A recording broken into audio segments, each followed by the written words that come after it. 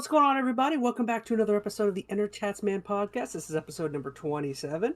As always, this is your favorite place to hear all the nerdy video game news that has kind of intrigued me and my buddies throughout the week. As always, on screen there should be some audio locations for you guys if you'd like to check that out. Feel free to check out any video highlights that I like to post throughout the week. And as always, we'd love to hear any engagement, questions, anything you guys might have for us. We have a new guest here, so if you got any questions for him, feel free to throw them at him. We got my buddy Blitz, Phoenix, MetalGamer. What's going on, guys? I'll let you out of the roof, the attic, the basement. What else? So the lore is on the basement. We got Metal is up in the attic. And Blitz, where do you say you were hiding in Chaz's house? In the closet. In the closet, and you're never gonna leave. Never gonna leave the closet, right? In my toilet. Gonna be stuck in a In your closet. toilet. What was that? Do you random thought? I used to go to Blockbuster when I was a kid, and there was a movie, scary movie. You can't. First this off, you can't be weird- old enough for Blockbuster. There is this weird. I remember I used to love looking at the cover. There's this weird little alien baby coming out of a toilet. You guys, nobody ever saw that?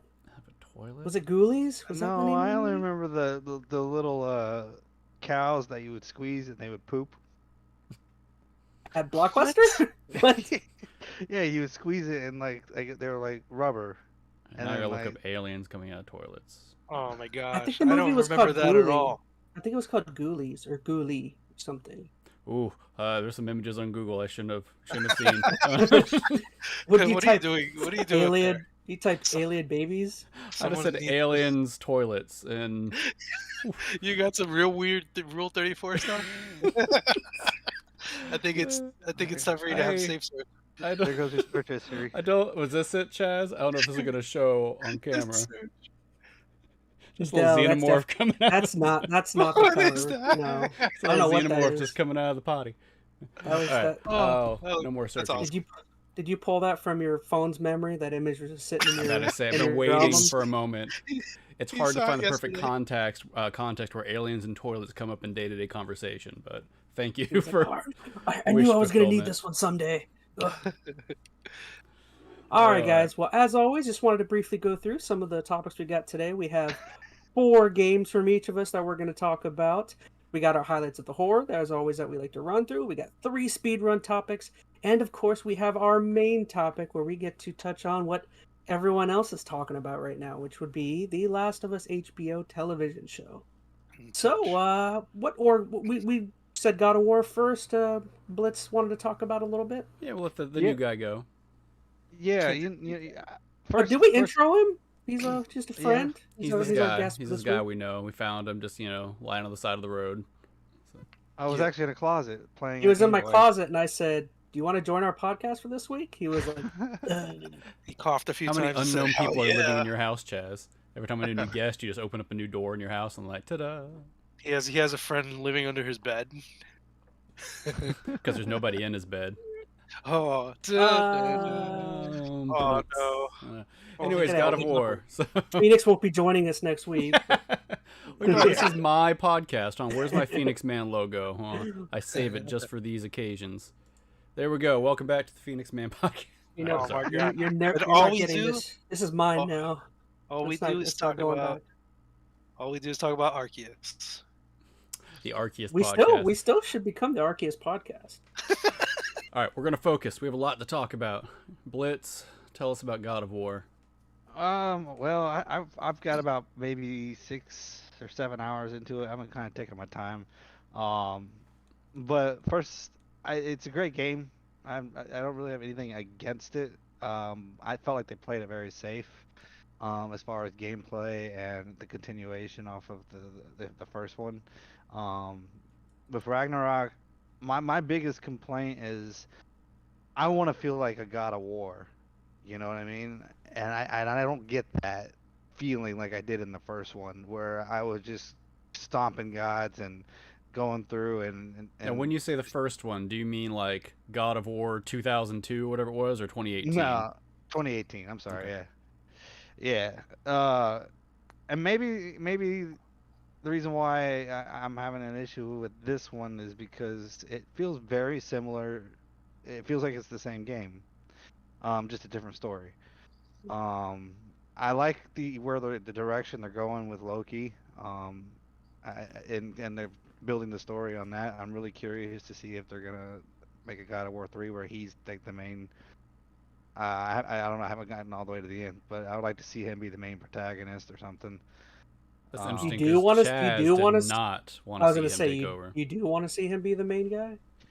yeah, because Kratos is. I love Kratos, but he's Choose your just next words carefully. he's overused. Mm.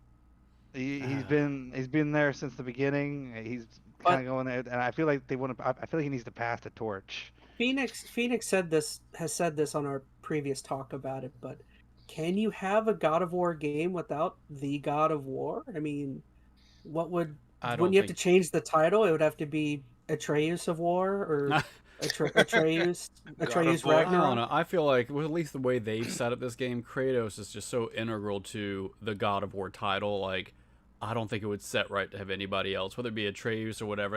And the way they've done this lore, Atreus is never set up to be the God of War. So really, he couldn't take over that mantle. I don't feel like. I don't know, because he's already the God of Mischief. Technically, he's already a separate entity His in the lore.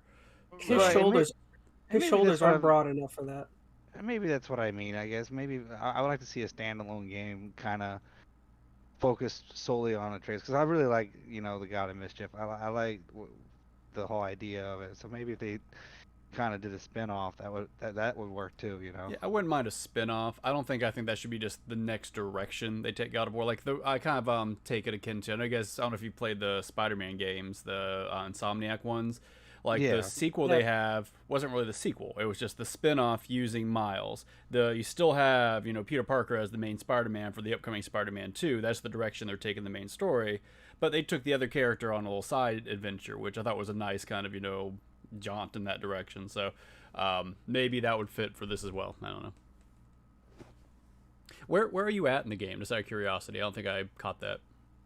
I am. Let's see. Let's see. Right now I'm playing as Atreus, so I'm Mm. kind of not very far. Are you in the you're in the boggy, like really watery area Yeah, Okay. with You're like a with the third wolves of and the the way through the trees? game. Yeah. yeah, yeah. With the wolves. That's where I'm at. That's, and I know Chaz is probably the lowest point of the game. It's a big lull. So, I mean, For me it was. it picks up after that, I think, to a certain extent. But that's definitely, I think, the valley right there of, excitement. That could be why I'm a little like, because the first one it was so different. It was next gen, and you know what I mean. The 2018 one, it came out. It was just so fresh. It was a great take on what direction they wanted to go, and I felt like they really didn't change much in this one. I guess what can you really change though? Well, they probably Um, didn't want to. I mean, I think what we kind of landed on it was, if you think about these games as two separate games, I don't think you're servicing it very well. Like, these games are kind of one part in a whole. Think like Kill Bill Volume 1, Kill Bill Volume 2, right? You got to have both for it to all work, right? So they're not necessarily two different entities, they're just one continuation. So I get what you're saying. I think you're right. That is not fresh in regards to coming off the last game. But as far as just a direct continuation, I mean, I'm glad at least, it has that continuity within it. Like, the gameplay flows well into it. You don't have some like weird brand new system that you have to learn. It all kind of picks up from your well, prior knowledge. I'll tell you a game that did it very well. Mass Effect. Mass Effect, when they went from the first one to the second one, almost all of the gameplay was different, but it still was a continuation. And I felt like I welcomed all the changes from Mass Effect 1 to Mass Effect 2. So I kind of was hoping for maybe something similar to God of War, I guess. No, that's fair. I love Mass Effect, Yeah, so I can't say anything bad about that. Yeah, me and Phoenix's history with Mass Effect is pretty well documented. But I will say, kind of what you were talking about, Mass Effects 1 and 2. I like the differences between the two games. I feel like it better makes it more unique going back and forth between 1 and 2, because I like a lot of the subtle differences. Maybe not the Mako. Everyone hates the Mako, but even I don't know. But anyway, can I let this actually be the place I actually wanted to say? After thinking on it, I would have, if I would have known at the time, I would not have chosen Ragnarok to be my game of the year. Do you know what I would have chosen? Vampire Survivors. Elden Ring. I've Spider-Man Miles. I have been playing Elden Ring. Vampire Survivors for like at least an hour or two every day since early January. I would definitely say if I could change, Vampire Survivors would by far be my game of the year. It's too late. You already committed. We tried to get on the Vampire Survivor bandwagon months and months ago, and you wouldn't commit, Chaz. So, too late. Well, I didn't. It was one of those things where like I feel like I didn't kind of get the game, and then once you kind of play it and you start figuring out, all the upgrades and the levels and how everything works and like your combination. Oh, anyways, this isn't the Vampire Survivors talk, but I would have chosen that over God of War Ragnarok, even though I still feel like this was a very, very complete experience. Everything was there. It was all high quality. Fair enough. Well, based on what it sounds like, I have a feeling. I mean, I do think the game gets better for you, Blitz. Like, it does have those intense moments where you do feel like the God of War. Eventually, you get to a Heimdall fight, which for me was like a standout, and that one is pretty intense. I'm really There's curious. a fight with a couple giant creatures that are very, very entertaining. Okay, Yeah, because those are my like favorite parts in the God of War games. Is when you feel like a God of War, like when you're taking these guys on. We mentioned. I don't know. Maybe they're building up to it, and like I said, I'm about a third of the way through. I'm trying to remember the first third of the game, like what battles you had. I mean, you fought like a lizard, the bear, like, the which lizard. Was boring.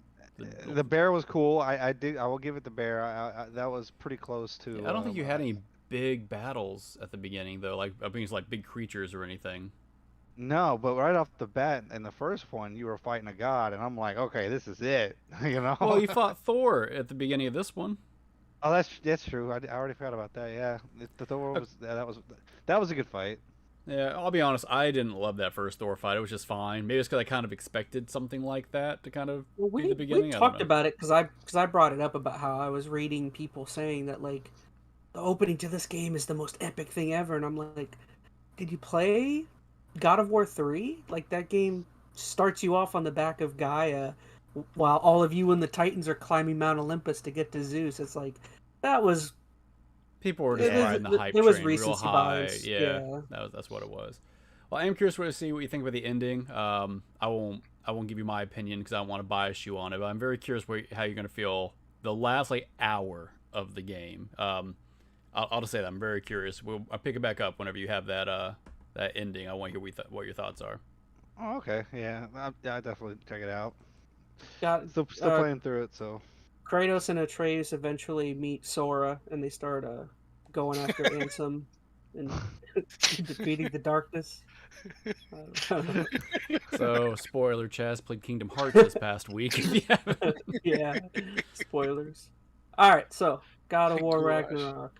So, Metal Gamer, you said you wanted to kind of talk about a little bit more about your where you're at with Final Fantasy VII, and you said you're at the strange little Coliseum section with the house. So how are you liking that part? I thought it was very entertaining, actually. It's like watching, it's like watching a real fight. I thought up to this point, I got to go through all the areas that you need to go through, like all the underground stuff, to get to Wall Market. And it's hard for me to compare the old one to the new one because I don't remember all of that from the old game. So it was just a lot of the wall.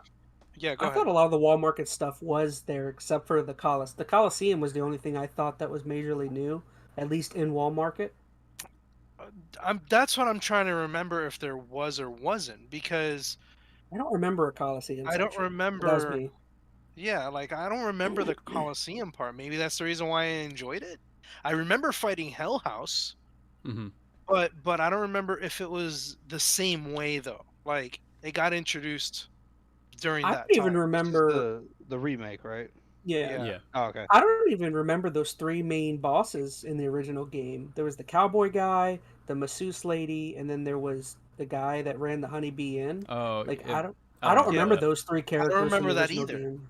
That's what I'm saying. Like, there's a lot of you needed to do something Because then you had to get something to like dress up and do whatever. Obviously, I haven't gone that far just yet. Well, yeah, because you Um, had the the guy, the tailor, was a drunk, and he right was in the original game. He was at the bar, and you had to do a bunch of stuff for to get that him to guy. go back and make your dress. I guess That that's kind of was the interesting thing, though. So there are these moments that we can't even recall if they're in the original. So even if they are new, isn't that kind of a good thing that they created this new Yes, content that yeah. fits so well that you can't even recall if it was part of the original or not?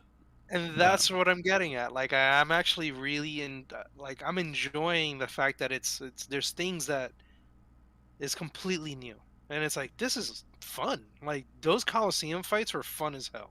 And They're something I forgot super to fun. mention in our previous talk was the Asian guy that was a part of Shinra, the one that swoops in on the helicopter and picks up Aerith and and the Barrett's daughter. Was he even in the original game? Because I don't remember him. There was an Asian guy with the long black hair. Oh, Oh, yeah, he's one of the yeah, Turks. yeah, He he's a was in the Turk. original Yeah, game because I remember the no, two he's there. main two main Turk guys, but I don't No, there remember were the like big 5 black guy. Turk guys, I think, if I'm not Really? Oh mistaken. man, it's been Yeah, I need to go back and play that one. yeah, there's like 5 of them. At least I think there's 5. You can put it down in the comments Didn't you if you cosplay want. as the Turks? Yeah, that's what Yeah, I'm saying. I dressed up as Rude, yeah.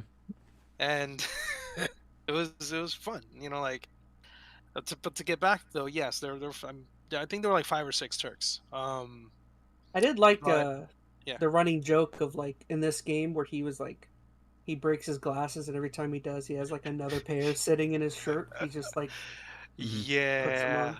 yeah, it's so dumb. And you know what's funny is that what I don't even think they even had cell phones in the original game either, because they Mm. Oh pull yeah, out he like uses these his cell cell phones phone. and stuff like from like advent children, and it's like Hmm. this is hilarious. um, but up to that point though, it's been very interesting. It's been fun, and I'm really enjoying the fact that you can get material through this one dude, this one kid. I love fighting those stupid VR Yeah, simulations. That's like my favorite part. I look forward to fighting a new one when there's a new thing to fight. they were fun And I see challenges. they are. And I think Fat Chocobo was the last one that I fought. It took me like 3 or 4 tries to fight Fat Chocobo. I hate Fat Chocobo, but I got it. You fry Uh, them up, dude, oh god. You chocobo fight, you eggs. fight, you fight that, right? And all of a sudden, like on the corner, you see this little Moogle, cute little Moogle hanging out of nowhere, and the little jerk decides to start summoning crap. And it summons a bunch of ads at you. It starts off with 1, and it's like, ooh, question marks. What's that? I'm gonna assess that thing. Oh, it looks something familiar with a 4-letter name. Okay, it's if you played Final Fantasy games, you would know that's a bomb. Mm. Okay, and then it just does that, and then as the health drops, the more of those puppets come out of nowhere, and before you know, you're fighting like 10 puppets, and they're all slamming at you while this guy's trying to sit on you. Like Sounds like a fun afternoon. it was crazy. I think I died like 2 times, 2 or 3 times. I had to I'd figure rather it out. I think I'd rather have Shiva do that than Fat Yeah, no, Chocobo. dude, Shiva was a fun fight too. I'm not gonna lie, that was a fun fight. Shiva really benefited from the graphics improvement. Oh yeah, big time. All right. If you know what I mean. Hey. But anywho, Yeah. oh yeah, I'm on Hell House right now, so That's a tough. That was a tough fight. I remember. yeah, I remember fighting Hell House in the original. I don't remember it being that hard. This one, Hell House? No, I remember in the original game, Hell House was. I it was remember the first time you fight it, but the was it a first time you pain? fight it, there wasn't like a big grand Entrance. entrance. It just kind of was just there. Yeah. it was just popped Yeah, up, and you're like, "What?" yeah. Yeah, It we was were just out a of ball. place. Yeah. Yeah. Hmm. But this is like, oh, but guess what? Corneo wants a bonus match. It's like, you Mm. son of a gun. You wanted a bonus See, match. I like the You know? context that's there. Like you're right. In the original one, it was just like, bam, here's Hell House, you fight it. But this one, there's a little bit of lead up, and it does add to it. So Yeah. I thought it was going to be like a behemoth or something at first. That's what I thought. I thought it was gonna be like some monstrosity, like some monster. Not Cactuar. that thing. Yeah, oh god. freaking Cactuar. It would be funny if it was like a little, like a Frenchie, like in Final Fantasy VIII. You see the guy like there with the little mustache. But yeah, like right now I'm fighting that jerk. But what I like the comic humor when you're running into the pipes and into the underground part of the city, and the humor with the three guys, because that definitely wasn't in the other one either, and that's what I thought was cool. It was like, you see those guys, you beat them up. And oh no, the final round, these three guys come out of nowhere. Oh, we're gonna destroy you. And it's like, wait a minute, I just kicked your ass over in the other side over there. And I'm about to do it again in front of thousands of people. So like, I thought that was neat. I like the build up from of the couple that wrecks the entire like Thunderdome or whatever you want to call it. Don Corneo I'm still very is much looking forward to when you finish it. We can we'll talk more about it. What you thought about the ending and everything. Yeah, I gotta get past this fool. Anywho, I'm done ranting. What chapter is you on? That's got to be I think that's like 8, 10? 9, No, 10. Okay. I think it's 10. I think I could be completely wrong. So, all right, yeah. So right. You're moving on. All good on that one. All right, so once again, we'll touch back on more Final Fantasy VII Remake once MetalGamer finishes it up. And so we're going to move on to Phoenix's game he's been playing, which I didn't even know. He kind of dropped this on us. He's been playing Persona 4, apparently. It was a last-minute thing. So it came out like last Friday, I think. It hit Game Pass. Aren't these like Final Fantasy level, like 50-hour longer games? than that. This one, because this is like, it's Persona 4 Golden, which is like the revamped extended version. It's well over 100 hours.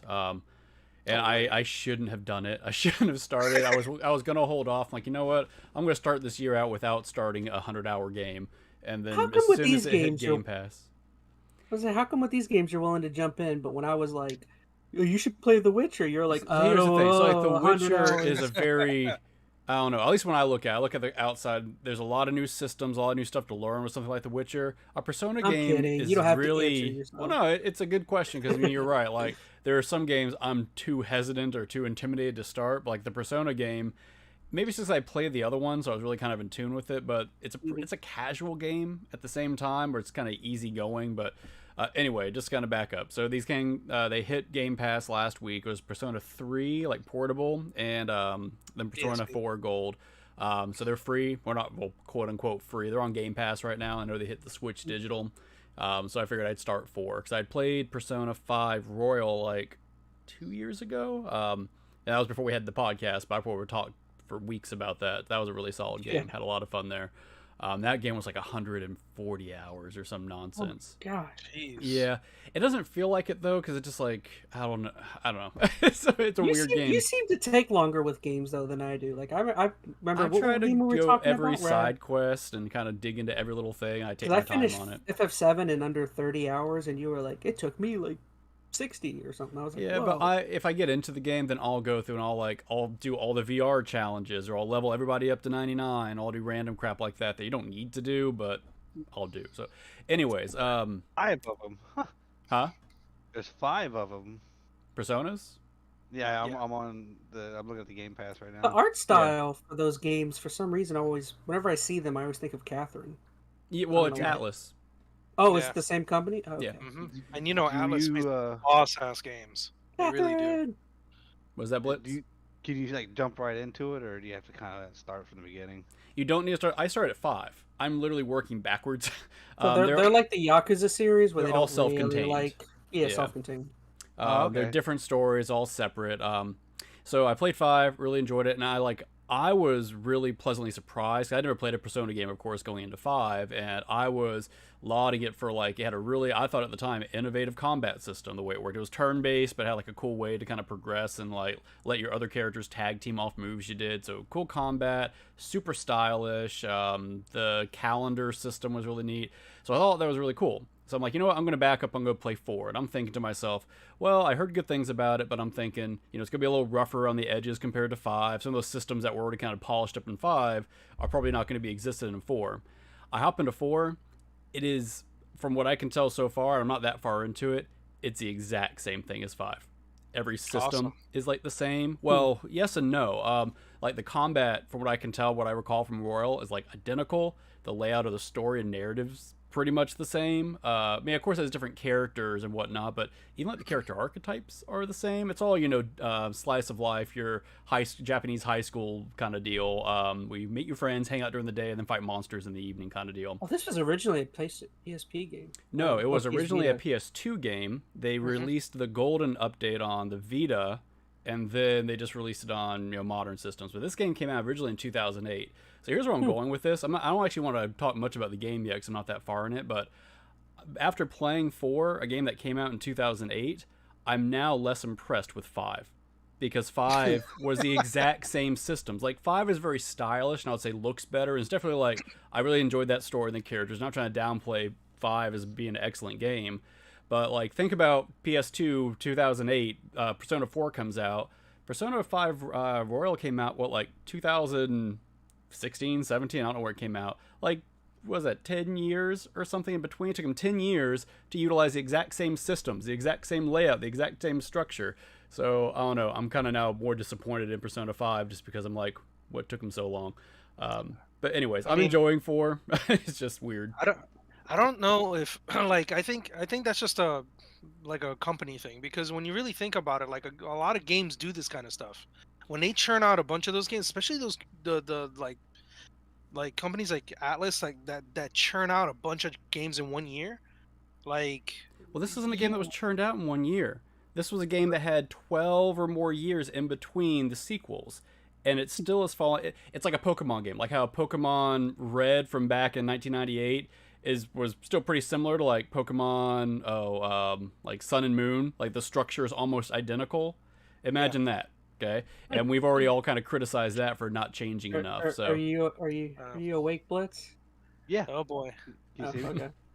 I thought you fell asleep. I don't know. I'm enjoying the game. It's a good game, from what I can tell. I'm only like, I don't know, 5 or 6 hours into it. I've gotten like the first true boss or whatever completed. And if you haven't tried a Persona game, dig into it. I mean, they can be a little slow and it does have some weird systems to get used to, but they are fun. I was just very oddly surprised. It was quite as similar as 5. I was expecting more rough edges. From what I read, I think Persona 3 is much more different. That was kind of like the first time they tried a lot of the systems after doing some research. So maybe I should have jumped further back, done 3, and then built back up. But I don't know. I didn't want to do that for whatever reason. So I don't want to, misjudge the game, but for some reason, whenever I see these games, I'm just not. It seems like there's so much happening and there's so much on screen, and it's just like, I don't know. For some reason, I'm just never drawn to watching the gameplay. I don't know. I don't know what it is. I don't think are games. Watching the gameplay, I don't think is super enjoyable. The bulk of this game is the story and the interaction with the other characters. That's really the core of it. The combat is good, but you really have to be engaged in the combat, I think, to make it worth your while. Just watching the combat in these games is not going to be, I think, exciting at all. So try the game. That's the only way I think you're going to get a good feel for it. You probably need to dedicate a good 10 hours to really decide, because the first 3 or 4, you're going to be like... It's not that thing where I think, like, I've said this before, like, some games, like, if a game takes 10 hours to get good, it's not good. That's not what I'm saying here. It takes 10 hours just to kind of understand what the game is doing. It's good from the beginning. It's a lot to kind of take in. So if you can dedicate, 7 or 8, 9, 10 hours just to give it a shot, it's worth it. If you're only going to try it for like an hour and a half and be like, this isn't for me, don't bother. You're not going to get a good perspective of the game. It does make me think that was such a good grab for Microsoft to add that to Game Pass, because it sounds like there's a lot of bang for your buck if you're looking to play through all of those for Game Pass. Well, what's good too for Microsoft, so Persona 5 is the first Persona game that really got big over in the West. Like Persona 4, even though it came out on the Vita, was a really niche game. The Vita was niche already, right? So then that was even more of a niche kind of segment out of it. But 5 blew up. So now people are kind of jonesing to go back and play these other games, because it was hard to get Persona 4. I mean, I think they have it on Steam, but if you're not going to play it on PC, this is now the best way to do it, through Game Pass or Switch or something like that. So, yeah. So I'll leave it at that. I said I don't want to go too far into it because I haven't played a whole lot, but we'll see. I'm like looking at this and I'm like thinking to myself, man, this reminds me a lot of the Tales games. If you've played a Tales game, you've played a lot of them. Yeah. You don't play the Tales game for their mechanics. You play it because the game is just It's like watching an anime. You're playing an Yeah, and anime. this is pretty very much an anime. Yeah, I mean the mechanics are good in this game. I'm not trying to downplay that, like the combats and all. I actually really like the combat system, but it's a little bland, I think, to watch. Well, that's what I'm saying. Like Atlas, that if I'm not mistaken, I think Tails is Atlas as well. This is what I mean. Like I've seen this type of gameplay as well, and it's in one of those games. Like that's why I'm saying like they probably churn out a couple of games a What? year using the same Why are type they of systems, Why calling are it they something Power different. Rangers? Uh, Like Power Rangers. play the game and find out. I don't think are the Tales games Atlas. I don't They think are. they are. I think They're I thought Namco, they aren't are. they? Well, no. No, I thought they were Atlas, unless I'm wrong, because I Tails. I'm gonna check real quick because I don't think they are. I mean, they have a similar feel, sure. Yeah, I'm gonna say it is, but I'm looking up Tales of Symphonia. Developers of wrong. Namco Bandai.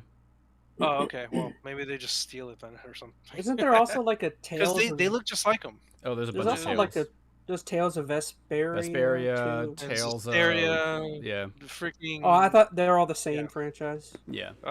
They are. The Tales. They call them Tales of games. Well, Yeah. ultimately, what Yeah, I've taken away is don't play this. Go play Catherine.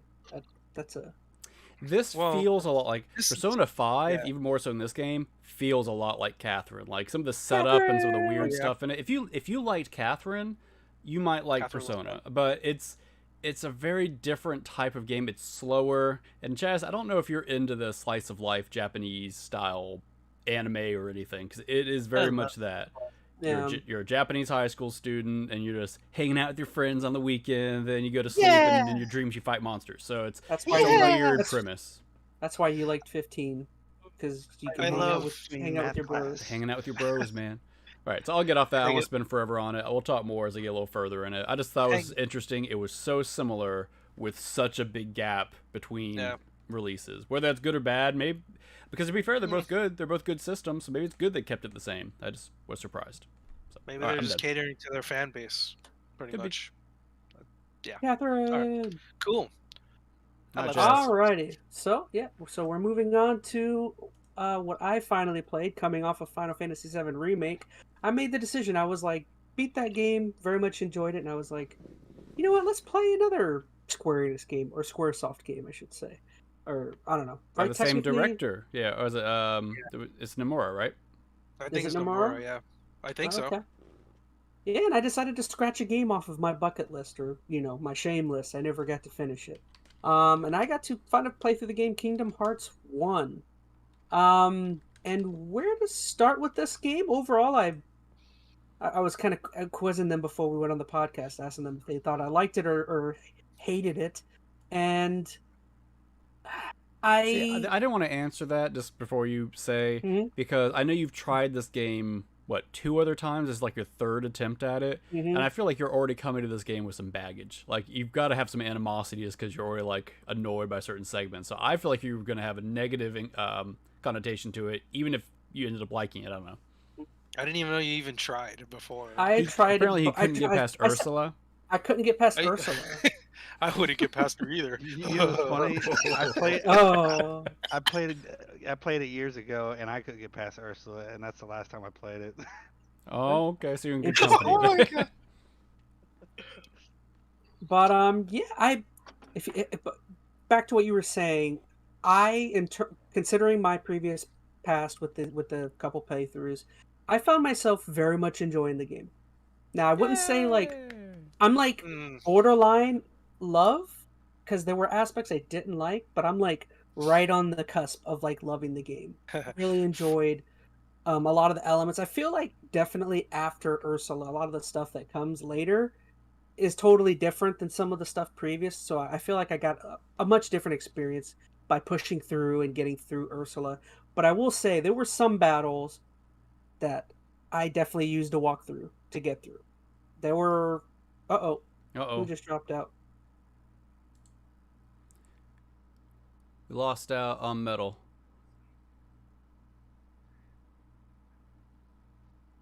Technical difficulties, sorry. happened. Oh, you're just got kicked out of Discord. Did I get kicked out? I don't know, something happened, but you weren't in the chat for a second. The video's not there yet. It's okay. I'm coming back on, guys. Yeah, I'm here. Yay! Sorry, that was strange. All of our adoring viewers were worried there for a second. Yeah, I'm sure. I'm so sorry. That one guy. Yeah.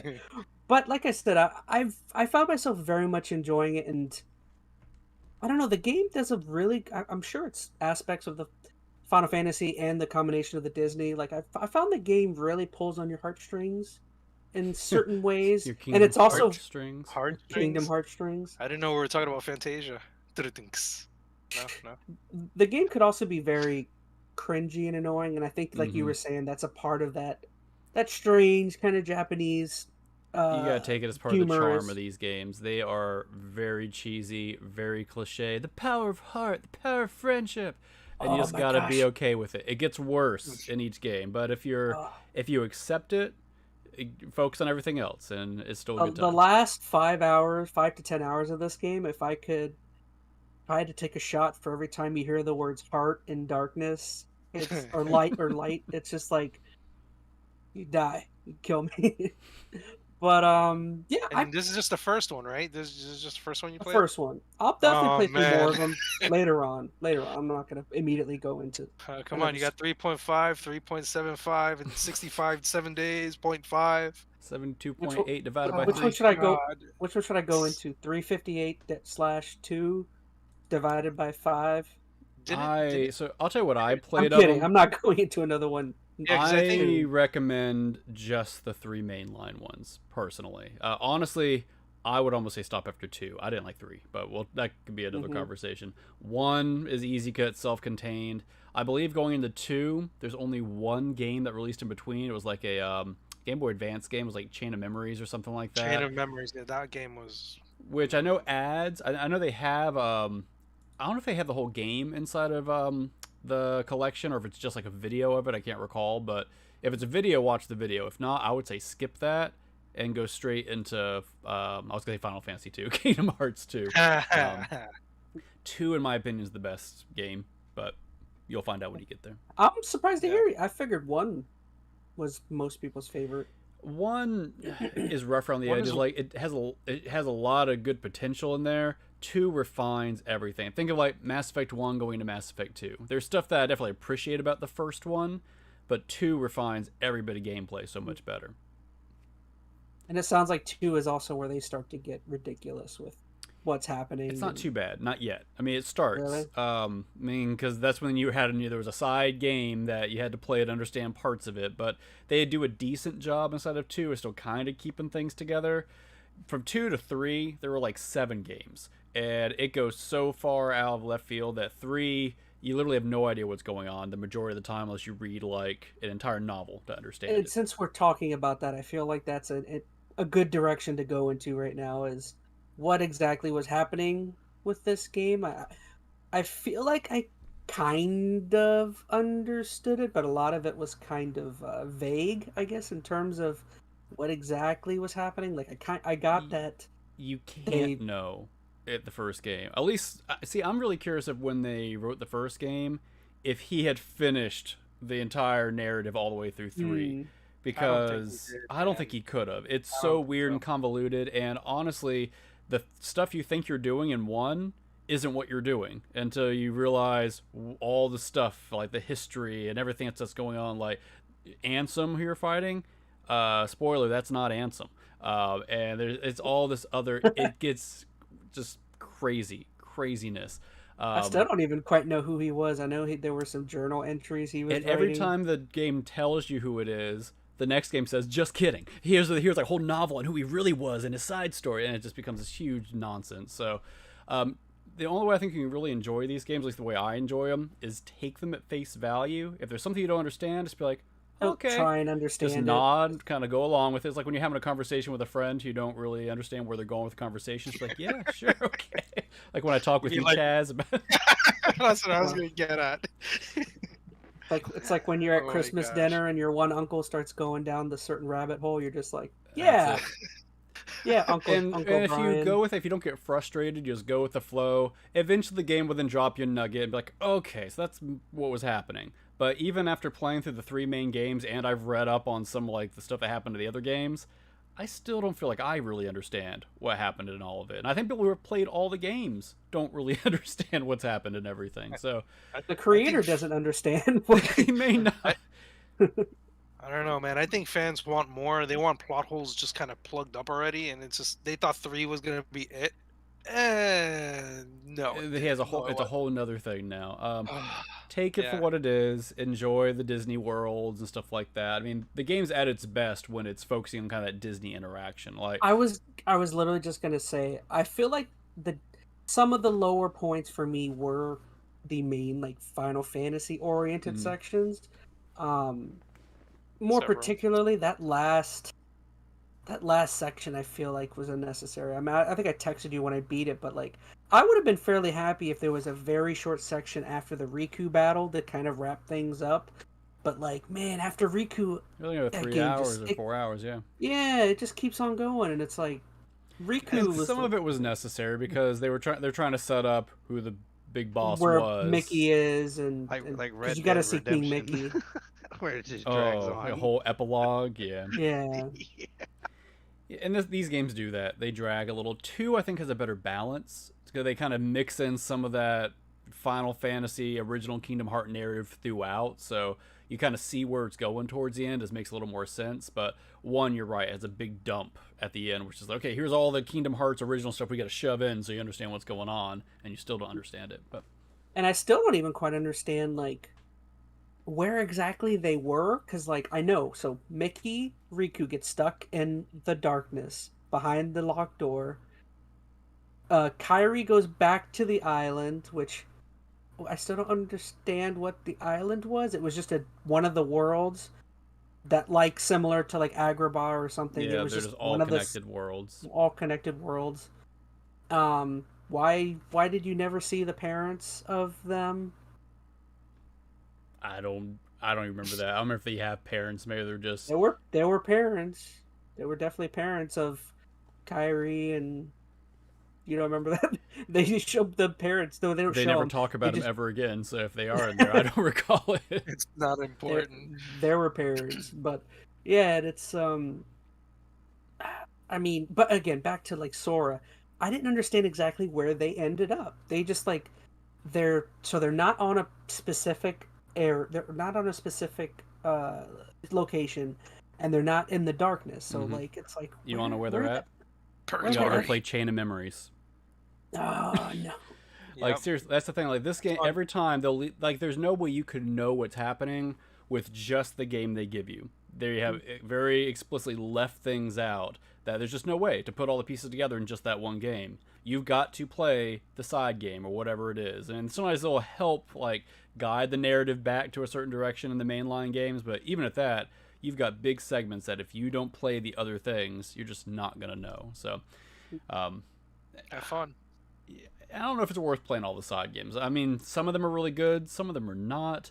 I've only really played the main 3, and I've dabbled in a couple of the other ones, and I feel satisfied. I know some people really like some of the spin-offs, but I personally wouldn't suggest you go that route. For one, you have like then 16 games you have to play, so I don't think that seems super appealing. No, that reminds me of like, oh no, I was gonna say it reminds me of God of War, but I think there was only 2 or 3 God of War games. There's not nearly as many. Yeah. I know Chain of Memories too is a completely different style of game, or at least it was. It used to be like a card battling system game. Yeah, it's a card game. Yeah, so because remember it was for the Game Boy Advance, so like your Game Boy Advance couldn't handle Kingdom Hearts as it was, so it was a whole different thing. You might want to try it just to kind of get a feel for it, but I was fine back in the day just going straight from 1 to 2, and I was able to pick up most of the stuff that was left out.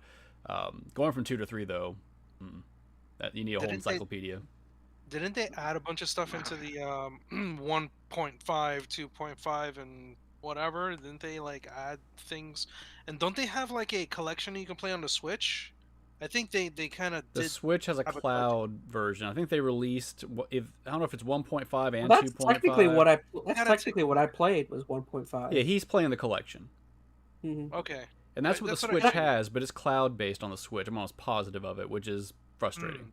And I feel like I should ask, so what exactly was different in the version I played than the actual So you played game. Final Mix. I don't think I ever played Final Mix. I've always played the original Kingdom Hearts 1. I played the Final Mix of 2. Sometimes they just have like an extra mode. It was like a critical mode they add in there that's like super hard. Sometimes there's extra bosses included. Oh, also I was going to ask you, did you find any of the optional bosses? Because there's several of them. I'm still gonna play some more. I definitely want to at least try Sephiroth. I don't need to beat him, but I definitely want to at least do. I want to finish the Hades thing. What is it? The Hades trial or whatever. Yeah, The Coliseum stuff. Yeah. I was gonna say go to the Coliseum. That's where the most fun is, anyway. Yeah, at least try the Sephiroth battle. I'm pretty sure there's at least one more. There's a Peter Pan battle, if I recall, and there's one in. Oh, it's an Agrabah. I can't remember. I remember seeing anything. Some of them are hidden. Like it led to. Some of them are like hidden. You got to do certain things to go places at a certain time. So they're like secret bosses. You have to go kind of search out. And some of them I can't remember if they're in Kingdom Hearts 1 or 2. So I might be mixing them just a little bit. But Sephiroth for sure is in there, and that to me is the best battle. I used to play that battle over and over and over again. Oh yeah. So Phoenix, do you want to go ahead, gamer? No, I was gonna say I think you can cheese it a little bit to try to get as much experience out of those battles as possible, from what I remember.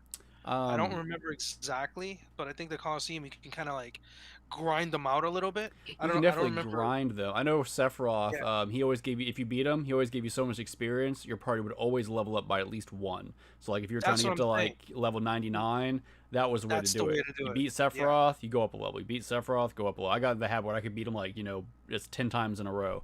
But it's a tough battle. I mean, I don't know. I don't remember being able to cheese the battle. I had to learn how to fight it outright, but that was also like 15 years ago. So, I mean,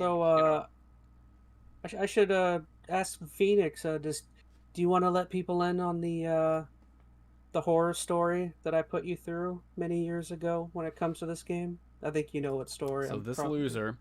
So this was back like when I had originally played Kingdom Hearts 1 and 2 like a year. I like how Phoenix is even like, I'm scarred. Is I'd beaten the game 100% of everything. I had built the Ultima material weapons, everything. Like they're perfect saves, and like I would go back every once in a while and run through things on them.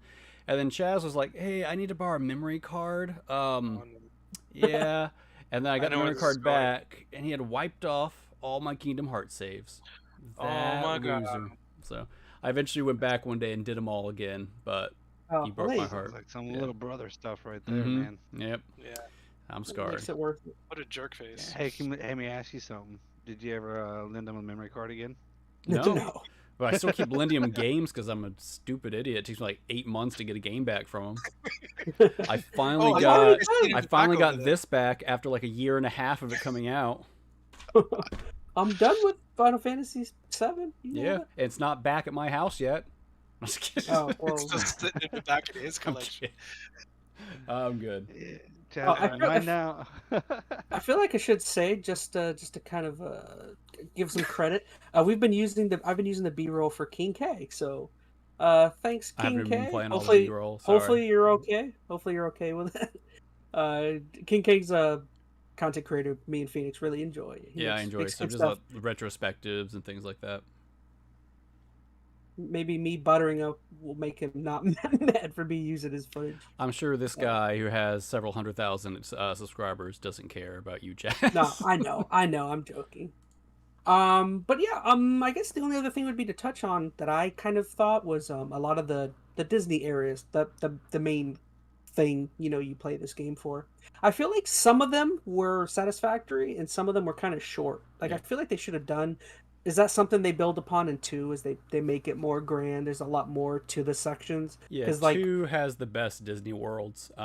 They are more involved. Sometimes a little too involved. I will say sometimes they get a little much, but they're definitely expanded upon from 1. 2, I think, has the best Agrabah worlds. is like really small, and then Neverland is really small. Yeah. And some of them come back. I'm pretty sure 2 has Agrabah again. I don't know if it has Neverland again. I can't recall. They have like a Lion King world. Halloween Town makes a return. They also have Pirates of the Caribbean, which that one's a little weird. There's a few others. Somewhere. Yeah. I forgot about that. But 2, I think, hands down has the best worlds. 3 has the worst worlds, which is really sad. Really? It hurts. And I know I'm kind of jumping way ahead. Because that was after they had bought DreamWorks, or what's that company? I think in Pixar, but they had Pixar back then. Pixar. They had Pixar back Really? then. Yeah. Yeah. And I think that's what's so disappointing about it is by the time Not you get to DreamWorks. 3, they have access to all these like Pixar worlds too. They can get in, and they're in there. Like you have Toy Story 3, you've got Big Hero 6, which isn't Pixar, but same kind of Tron thing. or whatever. Didn't they do Tron? Tron's in 2, and Tron's actually really good. Oh, okay. But the ones they do in 3, like Toy Story, the Toy Story world, I thought was a major letdown. If I don't want to go down that rabbit hole yet. One day you'll probably get there and we can chat about it. 3, I think, was a big letdown with the worlds, but I'm excited for you to play 2. I think that's the best game, at least that I've played in the series, and I think it improves upon just about everything from 1. They have these extra like battle forms that are pretty sweet. We get to run with multiple keyblades, and that's pretty awesome. So. Yeah, I mean, I don't know what game I'm going to move on to immediately next. I think I need to force myself to take a break for a week or two so I can finally finish up another video I've been working on. Yeah, why don't you actually make some real content for your channel? I know. I've started my Dragon Ball video and I keep pushing it off. I need to keep working on it. The one thing that brings your channel views, and you won't make it. We could talk about my streams have been doing pretty good, which I'm pretty happy about. Streaming's yeah, tricky. but that one that's usually watching is me. Oh, you're the one person. He's the one giving you a thumbs down. He doesn't. He's Lencho. Hey. He's Lencho. Oh yeah. I'll be on YouTube and I'll be like, "Oh look, Chaz is streaming." Oh, there was the secret boss right there, Chaz. For I see somebody. What you call it? The ghosty. Yeah, that's in Neverland. Yeah, you have to get that secret boss to pop up. Forgot about him. See? Well, now I spoiled it. Now I don't have to go. Spoiler, do it. it's a Dementor. It pretty much is. You get a wand. You get a wand blade. That Riku battle, man, that was rough. I don't remember. By far, that was the roughest one. I don't know. I mean, it's been 15, 20 years since I probably really played it, so I don't recall. I don't remember being that terrible, but maybe it's because I was focusing on Sephiroth at the time. Well, that is exactly why I don't play Dark Soul games, because I don't like being angry. I don't like being angry. Here we go. So they'll get Chaz started on Dark Souls games. Not again. May have to play it. What is it? Best game year. ever, right? Game of the year, buddy. Phoenix, all right, let's move on. Phoenix is gonna make me play it later in the year. I know. If my Metacritic score is better. Well, okay, so yeah, that was Kingdom Hearts. So now we're gonna move on to our highlights from the Horde section. So let's get rid of use. Longest section ever. How long? Yeah, I'm kind of curious. How long did we go for that? We've been streaming for about 50 minutes, so good worse. We haven't gotten to the main topics yet. If it was Arceus, we'd be way past. We'd still be talking about it. Yeah. In fact, now that you mentioned that, I was thinking about going back and playing art. No, just kidding. Oh God! Do you want to tell Blitz about our Arceus? No, let's move on. Highlights of the Horde. Blitz, have you played Arceus? What do you think? Oh my God! Yes, I've played it, and no. I actually, probably, I don't know. I have an unpopular opinion, but I didn't like it. No, we don't need to talk. I couldn't finish it. I didn't even. I was like probably one of the first Pokemon games I couldn't even finish. Well, that's good. That means you don't have much to say about it. All right, let me spend a couple of hours and see if I can convince you. That's how I got Chaz on board. So too much grinding. No, it was just way too much grinding. What are you talking about compared to the other Pokemon games? Phoenix is gonna pull out his pro-con chart again, like he did for that. I've got a checklist. Yeah, there were statistics and all. This is all the comparisons to Scarlet and Violet I had. He had mathematical equations to prove to you how it was better than a lot of other games. I'm still playing Scarlet and I'm lost. Like, I got my fight and I'm like, I don't even know where I'm going. It's like, how did you give up on Arceus, but you're still playing Scarlet? Well, the inferior game. Yeah, I don't know. I think it was see the last one. I don't know. I'm probably gonna give up on Scarlet, to be honest. All right, fascinating. Let's move on to. No, I'm kidding. All right, no Pokemon. Sorry, Let's move on, or, Blitz. All right, so who wants to go first for highlights from the Horde? I'll go just because it will piggyback off of Kingdom Hearts. So. Okay. I was having a hard time picking stuff too, but I saw this. I knew you were talking about Kingdom Hearts, so I figured why not.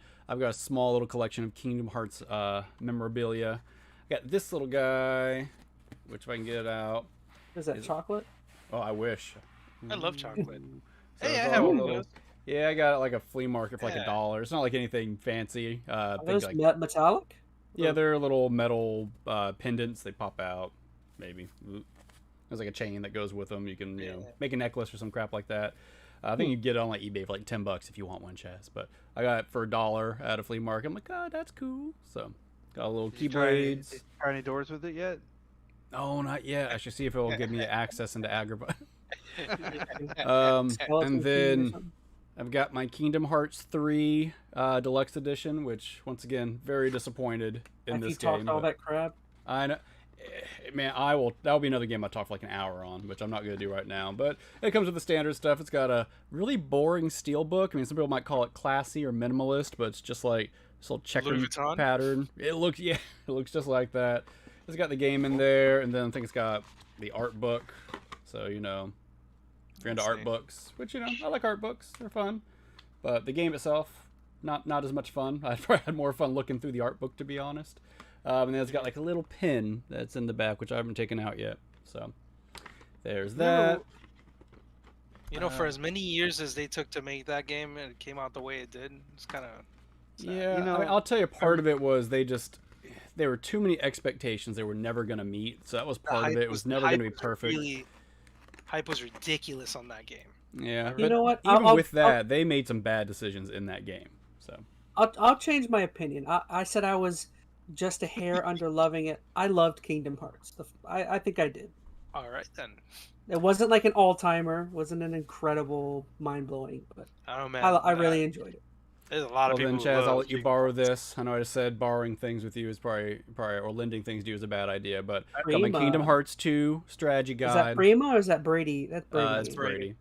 I should have picked it up. I saw the hardcover of this at a Goodwill a while back for a few bucks. I thought I had it, so I passed it. I didn't. Mine's the What's the difference floppy between version. that and Prima? Is that just two different Yeah, they're just reviewer rival companies. They'd make their own version, but this will tell you where all the chests are, how to get all the Keyblade ingredients and everything. That's probably like the Mad Catz company, and Mad who? Prima's the real one. Wow. Either way. All right, that's Or mine. Prima. My Kingdom Hearts spiel. Who's next? I'll go. Thank you for sharing with the group. You're welcome. I'll go. This has nothing to do with Kingdom Hearts, but this was given to me. You're showing off the Bucky's hat, right? Yeah, I got little ears. People even know what Yeah. Bucky's is? Is that only a Florida thing? Or... No, they're No. from Texas, yo. Oh, okay. No, Texas? Where you been in Texas? they're like a bunch of them. That's where they came from. Oh. Okay. Yeah. What do they Actually, aren't sell? that many in Florida, I don't think. No, there's only No. like 2, Yeah. if not 3. What do they sell? Cigars? What? No. I don't know. I know it's food. I know it's a restaurant. It's got to be It's a like- wing it's a joint. gas It sounds like station. it No, sounds it's like a gas wing joint. station. Nah, it's Oh. a gas station with 200. Oh, it's like a Wawa. Yeah, it's like a It's big like Wawa with a better mascot. The gas station. What do they sell? Tacos? Gas. Actually, yes, they I'm do sell kidding. tacos. No, okay. That's why They it's a sell gas. tacos and burritos and chicken nuggets. That's why it's a and- gas station. Yeah. Anyway, so I got these 2 games for my cousin a while back, and he thought about me, and he remembered how much I really enjoyed Mega Man Legends. So he ended up gifting me Rockman Dash. Huh. So this is pretty cool. I don't know if you guys could see that, but It looks like a PlayStation game. it is actually. Duh. So he's got this guy, and it comes with little artwork. Congratulations, Blitz. Little You get Tron Bon in the back, 2 points. and then this one has a little gold foil in the front. Ooh. Mm. So then it's all nice and pretty. It's all Japanese, so it's not. It's supposed to be Mega Man Legends 1 and Mega Man Legends 2 for the PlayStation. And this one's also in Japanese, so it comes with a little thing for it. Japanesey. Now, Yeah, it's was very the original PS1, I mean, I'm sure it was region locked. So do you need to have a Japanese PlayStation to play that? Or No, is there I a think, way it to... plays- I think I can get around with it. I think if you have an earlier version of the PlayStation, I think you can get away with it. Yeah, I'm All sure you it was need is region a- locked or... Gotta double check it, but All you need is a Game Shark. You use Game Shark for anything. Well, you yeah, probably so, could to break region locks. Oh, could you? I just remembered Game Sharks on I know for PlayStation 1. certain consoles you could, not all of them, but I think you could utilize some kind of like either like action replay or stuff like that to play import games. Game Sharks, those let you play like copied games, right? Or not they were used for cheat codes. There were a few though. Oh. The action replays I know were used a lot for like bootlegs and things like that. Action replay was where it was at, man. Mm-hmm. Action replay was the one where you put the disc in first, and then you load your cheats, swap take the it disc out. Yep. Yeah. Well, because with the Game Shark, well, you could do I remember doing that with Grand Theft Auto Vice City, and I spent so many hours on that with those action replays. Although you could just press the buttons, but there was other ones cool. Yeah. With the Game Shark, didn't you have to leave the hood open on the PS1 or something? I remember there was something weird. You had to leave the. I think the Game Shark was the one that was a memory card, wasn't it? There was two of them. There was the disc version, and then there was the one that the clip on the back. Shove in the back. Yeah. Yeah, the cartridge. So I think the one in the back, I think you had to kind of do something with it, leave it open. I'm not 100% though. I remember having to have like the serial port if you were using the little plug-in. Yeah. Yeah, the PlayStation version 1001 or whatever, one of the early versions. There's nothing that makes me feel as old as talking about Game Shark for PS1. Oh, dude, I have the Game Shark for N64. Oh man, I have so much nostalgia for that. Like, man, big head mode and GoldenEye. Oh man, big head mode and was... forever bullets and the forever bullets on the golden gun. Phoenix is playing big head mode 24/7. Oh man, but yeah, those are mine. I really I played the heck out of the first Legends 1 and 2. So I have the Mega Man 64, which is supposed to be pretty much Legends 1, but for the 64, and it was awful. But then you play the PlayStation version, it was so much better, and I beat the heck out of those games like so hard. These games are fantastic. If they ever make a third one, man, which they'll never probably do, man, I'd probably to release any new Mega Man games like impossible. I mean, they're coming back with what they just released for the Switch. They're about to is the Battle Network. Yeah, I don't know, Battle something or another's, but I'm not a fan of those. Like they're okay. They don't support Mega Man all that well, unfortunately. I mean, I'm not sure if maybe just the user base has died out a lot over the years, or they just haven't found the right Mega Man game to excite anybody again. I don't know. Who knows? I mean, when was the last time the actual creator was in there making a Mega Man game? Was he even there at all? Like, I know didn't he go and make Mighty Number 9? And that failed miserably because he freaking left he stopped in between and then let the game kind of do its thing or whatever. Yeah, something weird happened with that one. Awful. It was terrible, but I don't know if we'll ever see a Mega Man Legends again. But there's always the games there that you can play, so they're super fun. I enjoy them. That's my stuff. Cool. Yeah. Oh, I'm up. Ooh. All right. So, if you guys don't know, huge Dragon Ball fan. What? No, I didn't know that. I thought you were a Sailor Moon fan. Like 75% of the things I've shown for this section are all Dragon Ball stuff. But I only have one major Dragon Ball thing left. I think that's of any waifu interest. pillow. It's a waifu pillow with Goku on it. Of Goku, yeah. like just like naked, like ooh, with the monkey tail. You would have Vegeta. I was gonna say Bulma, and you guys had to cut in there. Or Android 18. There you go. Look at that. We even lost Blitz in the process. Take that, Krillin. I was actually grabbing my Vegeta off my fridge. Your Vegetas? Yeah. Stop playing with your Vegeta on stream. Oh. No, Vegeta's allowed. Vegeta's cool, man. Wait, show your Vegeta again? I didn't see him. Wait, no, come back. I didn't see it. Yeah, he had a ball in his hand. Oh, man. Yeah, I like that. Yeah.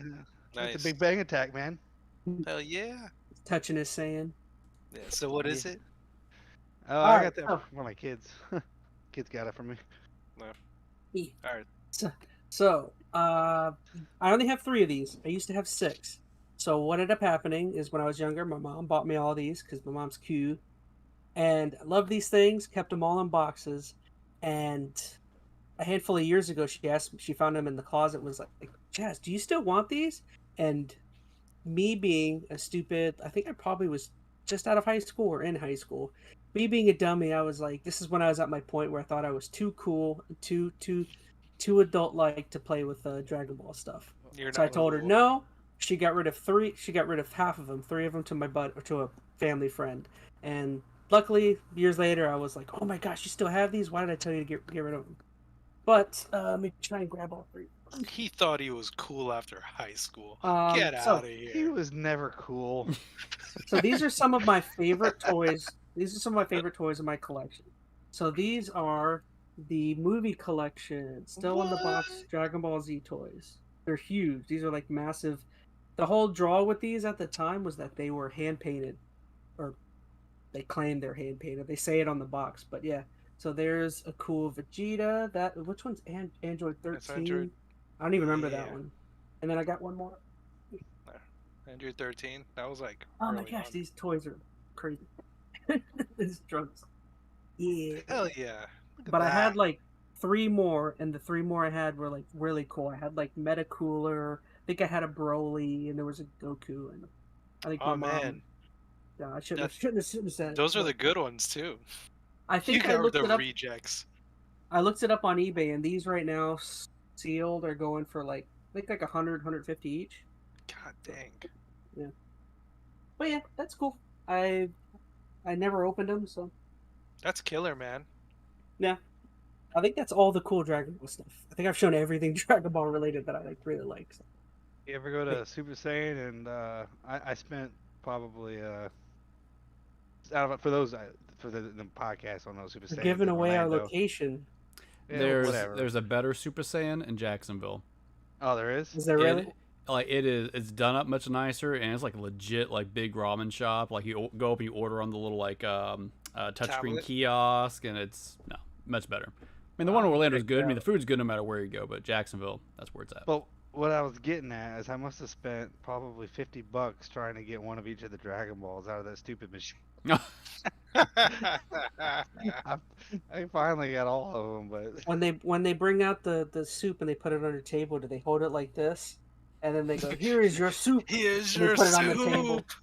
They put it on the table. They pour the broth. They pour the broth in the bowl for you.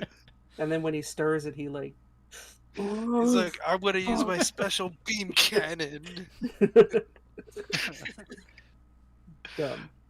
Awesome. Yeah, if you can't tell, Super Saiyan is down here in Florida. There's a couple, like he said. They primarily just they just sell soup. Ramen shop. A restaurant, ramen shop.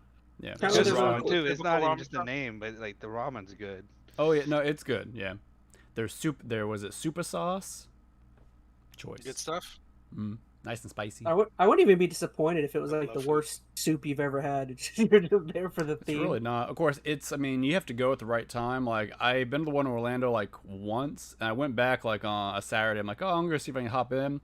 I drove by. The line's like wrapped around the corner. Oh so my gosh! You got to find the right time to get there, and if you want to get a seat, because it's a small shop. It's not like a big ramen shop. There's like maybe like 6 tables in there or something. They have like some tables lining the edge. It's not a big place at all. Don't insult the guy that's in the front. He'll say no soup for you. Well, the line itself speaks for how good the place is. So there'll be no Seinfeld references on the one in Jacksonville. Like we got there early, and like we'll walk right in. As soon as the clock ticked over to them opening, everybody who was sitting in the parking lot jumped out of the car and ran up to the door. There were like 30 people all rushing to get there. It was pretty intense. They like if you like Naruto run in, do they kick you out? Yeah, you got an instant transmission in. Oh, instant road. All right, that's all. Very cool. No Naruto in here. You leave. No Naruto. No soup for you. All right, so is that the end of the Horde section, or Kyle? Did you have anything you want to show off, Blitz? I mean, I had this cool controller I showed you guys earlier. Something PC. Joker inspired. Green. Oh yeah, I forgot about that. Was it custom ordered from the Microsoft store? Yeah, Xbox Design Labs. It says "Why so serious" on the front right here. Nice. Oh, you froze. You didn't freeze for me. No, maybe your brain just turned off for a minute. Oh, the back is green. Oh, all of you froze. Yeah, it's just me. Hold it up a little higher, Blitz. I didn't get a good picture of it. Yeah, we didn't get a good picture. Yeah. Yeah. Ooh, turn it around. And then that's the back right here. Yeah.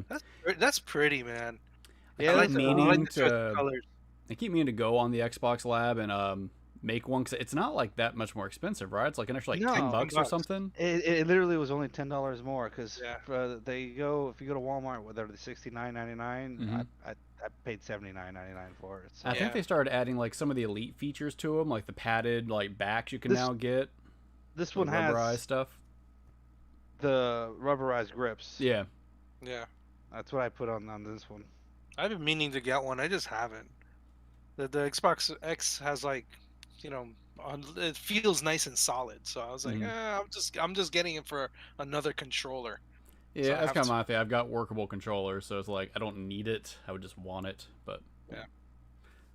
Cool. Better hope that thing doesn't shoot you in the spine. Shoot you in the spine. Rob the refrigerator. All right, that's our horde section, right? Mm-hmm. All right. So yeah, we're gonna move on to our speedrun topics. So let me move on over there. Okay. So yeah, we're gonna move on to speedrun topics. Our very first topic. I had them in order of when they happened. So the very first thing that kind of kicked off, it's actually probably about 2 weeks old, this story, but it was quite the downer, I guess, if you're a fan of this company, maybe, and some of their IPs, just because of how they're handling things, or mishandling, I should say. But yeah, this one is what's up with Ubisoft. So if you don't know, recently the stock price for the company nosedived after recent announcements that came out of the company in general, and also the CEO of Yves Guillemot, if you've never heard of him. But basically what they announced is, if you were excited for the title Skull and Bones, that game is receiving its sixth delay. If you've been eagerly waiting, wasn't that game initially like Black Flag or something? No. So there was Assassin's Creed. Oh man, I can't speak. Assassin's Creed. Assassin's Crab. That's what I want to play. I want to play that. I'll play it. Assassin's Creed Black Flag. It was like the fourth watching one. Futurama too much. But like that game, like I don't know. Really he's everybody. A squid. Never mind. Is he a squid? No, you're not a Zoidberg? Yeah, what is he? It's crustacean, more lobster than crab. It's a lobster. Oh, okay. Forgive me. My Futurama Metal also cosplay as Zoidberg. Yes, it did. No, so like Black Flag came out. Man, I can't speak. Black Flag came out like, I don't know, how long ago? 10 years ago, at least. Probably now. About 10 years. Oh, God, Yeah, it got everybody into, okay, I'll be pirates, because they had the whole, sailing out and pirate battleships. So I think that inspired stuff like Sea of Thieves and the Skull and Bones. And they must have announced it like a year or two after Black Flag and just never got any traction off. There's another development game. Heck forever. There's another pirate-oriented game that's really popular right now. For some reason, it's called Man of War, and apparently it's like a really old title as well. It's been around probably that long, yeah. But basically, yeah, so they announced that Skull and Bones is receiving another delay. They said now it's targeted for early 2023, so... Oh, boy. You know what's funny is that... that was one of the games that I wanted to choose for the contest that we're doing. It was on my radar, and then I was like, you know what? I don't want this on here. And I'm glad I didn't choose this. I would have never chosen it. I like the concept, obviously, but but people never wanted it. Like even when they announced it, people were like, "Isn't this just what the last game was?" And then Sea of Thieves came along and pretty much did whatever this game was going to do. But anyway, I don't want to get off on the topic just yet. Keep on revamping, Chaz. No. Yep. And then also they announced that this is such a weird thing for them to do. They announced that 3 unannounced titles have been canceled. So that means they canceled 1 unannounced game last year. They canceled 3 just now. That's 4. And literally, I think in the last week or so since this thing, they announced 2 more unannounced titles that have been canceled. So that's like 6 unannounced. Now, the thing that's confusing about this is if it's unannounced, why do you need to announce it's not coming out if it's unannounced? Why even bring it up? Is it just for the shareholders or just for... like, what is the purpose for canceling something that no one knows Sometimes about? bad Probably. publicity is good publicity. Yeah. Are we starting the timer on this yet, or? No. Don't do it yet. Yeah, Okay. yeah. Let me finish. I'll wrap it up. So basically, what they had said is that due to the market and due to poor performance from Breeze, they tried to pin the blame to Mario and Rabbids, saying it didn't sell well. They said, oh well, Just Dance 2023 didn't do well. It's like, okay, you're putting your bets on Just Dance, and I don't know. But yeah, so basically, just to kind of breeze through a couple of these, Ubisoft outlined a new strategy for the remainder of its fiscal year, as well as lowered expectations for the last fiscal quarter. Ubisoft explains the move is a result of the company facing major challenges as the industry continues to shift towards mega brands and long-lasting titles that can reach across the globe, across platforms and business models. Yeah. And then also CEO Yves Guillemot, in an email to the employees, said, "Today more than ever, I need your full energy and full commitment to ensure that we get back to the path of success." He wrote, "I'm also asking that each of you be especially careful and strategic with your spending and initiatives to ensure we're being as efficient and as lean as possible." And then the most troubling and baffling thing he also said in an email was he urged the staff to deliver on what he called the biggest pipeline in Ubisoft history, writing, "The ball is in your court to deliver this lineup on time and at the expected level of quality and show everyone what we are capable of achieving." Take it away. What did you guys not like out of this? Holy crap. That's a mouthful. Is that There's a not lot of them. is This that is not crazy. ridiculous for the CEO, the person who dictates how things are happening, for him to say he basically pinned all of this on the employees and the development studio for not putting making the games money. out. And then I also don't know if you know this, but I think in the last few days he backed off of all of this stuff, and I guess because recently the employees were announcing that they're going to go on strike or something over in France, and it's just like all sorts of a mess over there right now. I don't And remember from the what I last time I understand, played a Ubisoft game, so I mean, when you're they're going. I'm not gonna say that they're going in this direction, but those Just Dance games are in the direction of what happened with Rock Band. Like, They're it's just saturated. they do it every year, and they do it with the same songs, and then they add more things. Then they get a subscription. Then they do this. It's like, Yeah.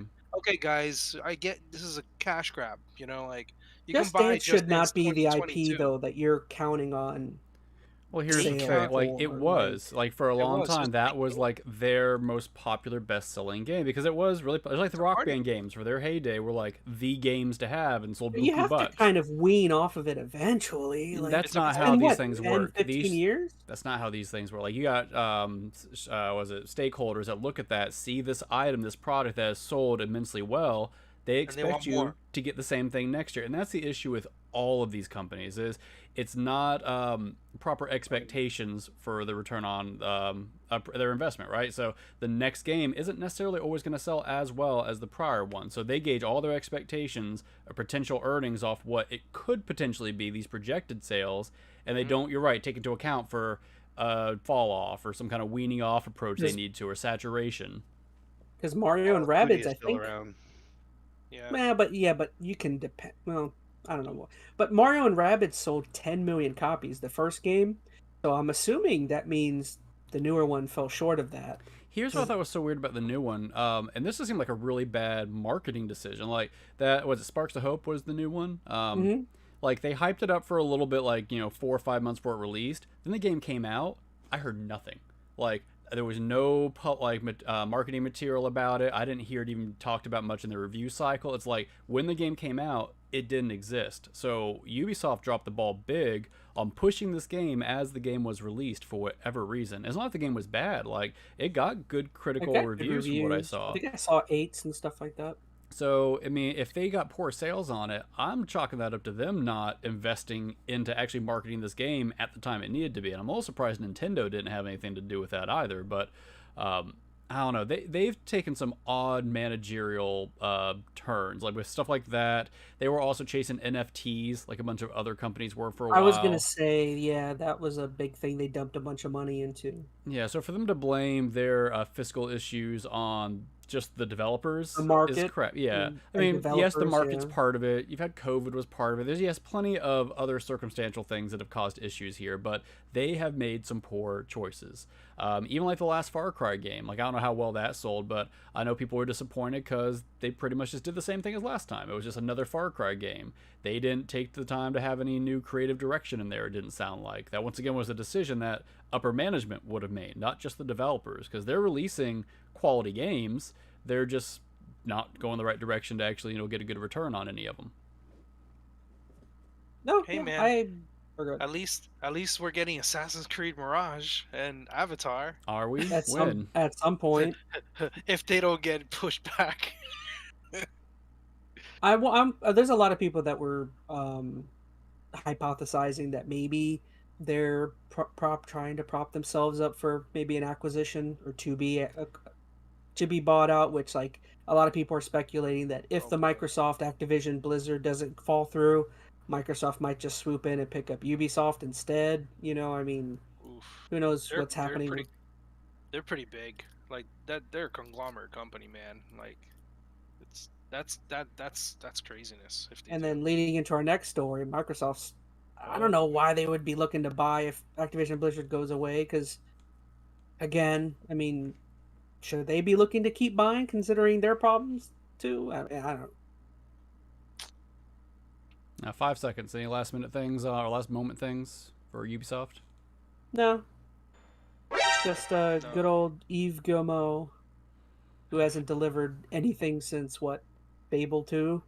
Was that the last great game? Are you kidding? That wasn't Yves Guillemot. Wasn't that Guillemot? No, that was Molyneux. Oh, that's Studios. right, Peter Molyneux. Oh, Disappointment. well, So much disappointment. good job, Guillemot. That Anyways, means you haven't done anything.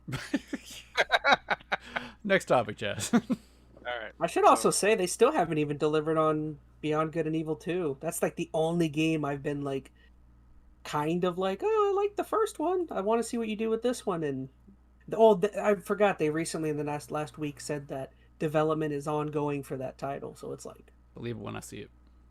yeah, I agree. That's pretty bad. And then also, I mean, very much again stemming and being very connected to that type of issue. I actually looked into it, but like apparently Microsoft made a bunch of layoffs, approximately 10,000 workers they trimmed off.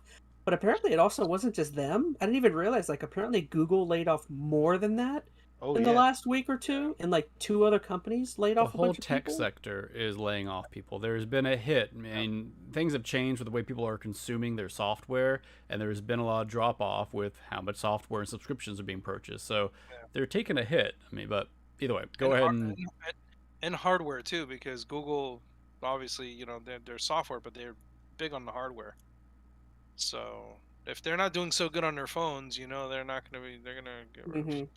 Well, to be honest, there's not really much to the story. Microsoft and Satya Nadella, the CEO, or I don't know if he's CEO. He's the head guy though. Yeah. And he basically just announced that they dropped 10,000 workers.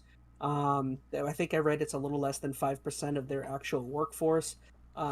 It did very heavily affect Xbox. I remember seeing Phil Spencer came out and said it's very disappointing to have to make that decision, which I thought it was a very interesting aspect, see, because Phil got he was getting a lot of hate on Twitter for it, and I'm like, you realize Phil probably didn't have a say? I mean, if it came from above him, that's Satya Nadella. I mean, if it came from the top, that's not. And Phil's only part of Xbox. So, we're talking Microsoft as a whole, like 10,000. It's the whole company. Yeah. You can't just put everything on. It wasn't 5% of Xbox workers. You know what I mean? Yeah. I'm gonna start the timer. No good. And apparently, like one of the companies or developers that got hit hard was 343, which apparently a large amount of their workforce, 343 Industries that works on the campaign for Halo. Apparently, a lot of those people got laid off. They kept a lot of the PvP people. Some Bethesda people got laid off too. Bethesda, yeah, and a lot of people were speculating that. Well, I guess that means now you're not getting major Halo Infinite DLC if they just or like a major expansion or something. It can't help. So. And then Joseph Staten left, or he moved over to some other company, or he went back to Bloomberg. Was it Bloomberg? I don't remember. He left 343 though at the same time. So what do you guys think? Troubling? Well, I mean, it sucks for anybody who lost their job. I mean, I know a lot of us have been there where, you know, we thought we had a job, didn't wake up the next day, not so much. And that is never a good feeling. So my heart goes out to anybody who's in that predicament. If, as far as, you know, the cuts being warranted, you know, people are going to argue that, well, the CEOs and, you know, upper echelon, you know, administrative of these companies make too much money and they should be, you know, sacrificing some of their salaries and whatnot to, you know, keep people on board. Maybe. I mean, I know some companies have done that in the past. What was it? Nintendo, when the Wii U wasn't doing so hot, Iwata cut his pay, so he wouldn't have to fire people and they wouldn't have to go through certain hardships. So, I mean, it's not unheard of. Should that be expected? I don't know. Some of these layoffs, too, like there have been just trends where they don't need as many workers. So, are you as a company going to pay people to sit around if they don't have the same level of work that they had to do? It makes sense to cut them. Like, I don't know. There's a lot of direction you could take here, and I'm hesitant to jump on one ship as opposed to the other. I really feel bad for those who lost their job. As far as if that was warranted or not, that's a hard thing to really say. It also doesn't further, or it does further the whole talking point of a lot of you know. I mean, there's something you guys know about how, and actually being a part of, you know, game making or something, or you know, at you know during your work careers, but like, you know, game development is just it seems very cutthroat, man. Like I don't understand. I don't see how you can ever feel like you have total job security. Anything game related at this point. I'll be honest, you don't. I'm in something right now, and we're on crunch time currently, and I'm here talking to you guys. You know, like it's if it doesn't do well, it's like, well, I guess we're not gonna have a job soon. It's like, you know, I feel bad for people who who lose their jobs. It's like next day, all of a sudden, chains are on the door. You can't come inside. It's like that sucks. I really, you know, I really hope that you know if they would not do that, it'd be better. But you can't really help that. There's a bottom line, and that's, I mean, what all these, you know, upper level guys are looking at. They're like, okay, we're bringing in this much money. It doesn't balance out with how much money is going out. Now, should they be looking to supplement that with their own, you know, CEO super bloated paychecks? That's a whole argument that the internet's going to fight over for who knows how long. I don't necessarily think that's the direction it should go. I mean, I certainly think if there are ways to help out and keep necessary employees, yes, you go through some, you know, maybe more extenuating circumstances. But if it is a situation where there's not enough work for these employees, here's the thing. Over the past few years since COVID, a lot of these companies expanded because there was a lot of growth, because there was a lot of remote stuff that was needed. And now we're on the tail end of that where it's not so much, right? There's not as much need for the workforce like it was at that level. So what do you do with all these people? You can't just keep them on board. So that's where we're I read I don't know, kind of talking about the market, but I remember seeing it's just the statistic that of just the year before COVID, I think they said worldwide, people had spent a total of like $2.9 trillion. That might have been over 2 years, but and then they said in like 2022, in the 2 years post COVID, people had only spent $0.9 trillion in terms of like retail type stuff. So people had to cut down because we all, you know, our lives changed, right? We didn't have as much money, so people lost their jobs and people changed careers. So how we actually lived our lives changed means we weren't spending the same way in a bunch of areas. We got to also remember there's a lot of subscriptions too as well out there. So a lot of people are not even buying games anymore. They're waiting for either to come out on streaming service or whatever. Or free. Well, it's like me. Pass. 10 seconds, by the way. Yeah. Well, it's like with me, like with personal experience, like since COVID, like I've started what I call like a safety fund for myself. Or like, you know, I looked it up. Most financial people say you should have about 4 to 6 months worth of income put away in case you're ever in a bind. And I got a, you know, couple grand put away where if I got let go, I could be like, I don't know, I could it goes fast though, man. Oh, I know. life that hits money- you, and that money's you're not- gone. Like, we had good Yep. savings for a while, and then Mhm. my roof had to be replaced. My daughter broke her arm. Some of my car went wrong. Like, $25,000 gone. So even if you do save, you can be screwed over real fast. So Yeah. Like of when you course. lose your job, you know, the first 3 months you're not going to be able to find anything. Good luck.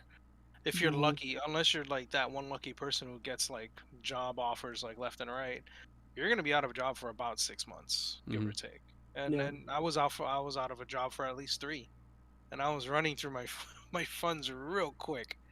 So yeah, it's yeah, and good you to had a have kid it. on the way and all that. Like, life Yep. doesn't stop when you lose your job. That's probably about as long as I could go without a job in terms of my little fund I have. It's probably a little under 3 months. And it's not even a decision that you make either. It's No, that like, yeah, you just got to do Mhm. it.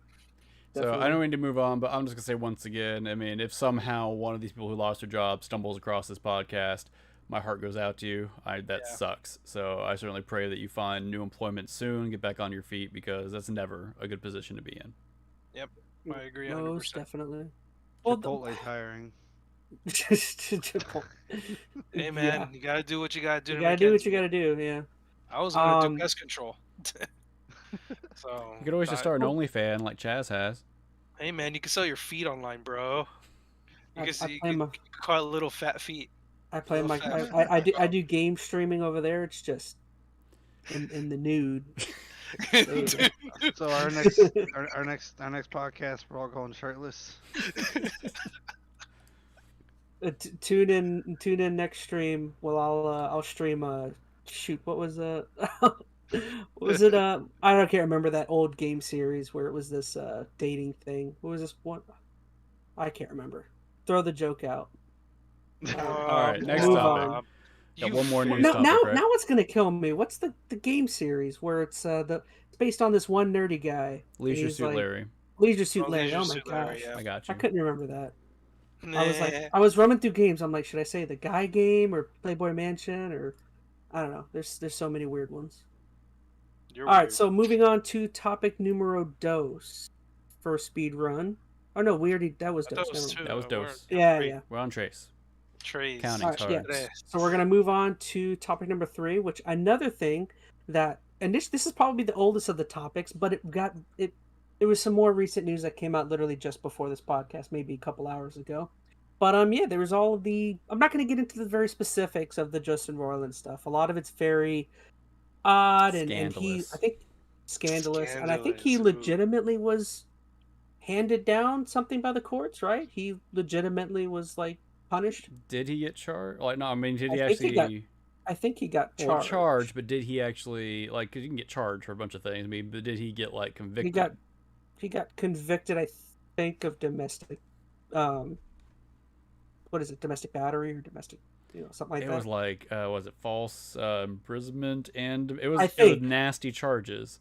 I think I don't want to throw, He So pled just not. saying- It says here pled not guilty, but so but I far think not he was publicly convicted Yeah, I of thought- domestic battery. I didn't Yeah. hear convicted. Facing I could be wrong though. I mean, hold on.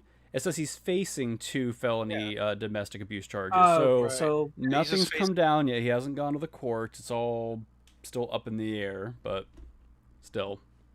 and then there was a bunch of text that came out and stuff. It's all very odd, but yeah, basically what I wanted to get into was the possible repercussions of what would go on with Squanch Games and High on Life and all of that stuff, because now that is up in the air whether that's still Microsoft is still going to work with them or what's going to happen with that studio altogether. Mm. And then I was going to ask you guys what you thought about what was going to happen with Rick and Morty and Adult Swim.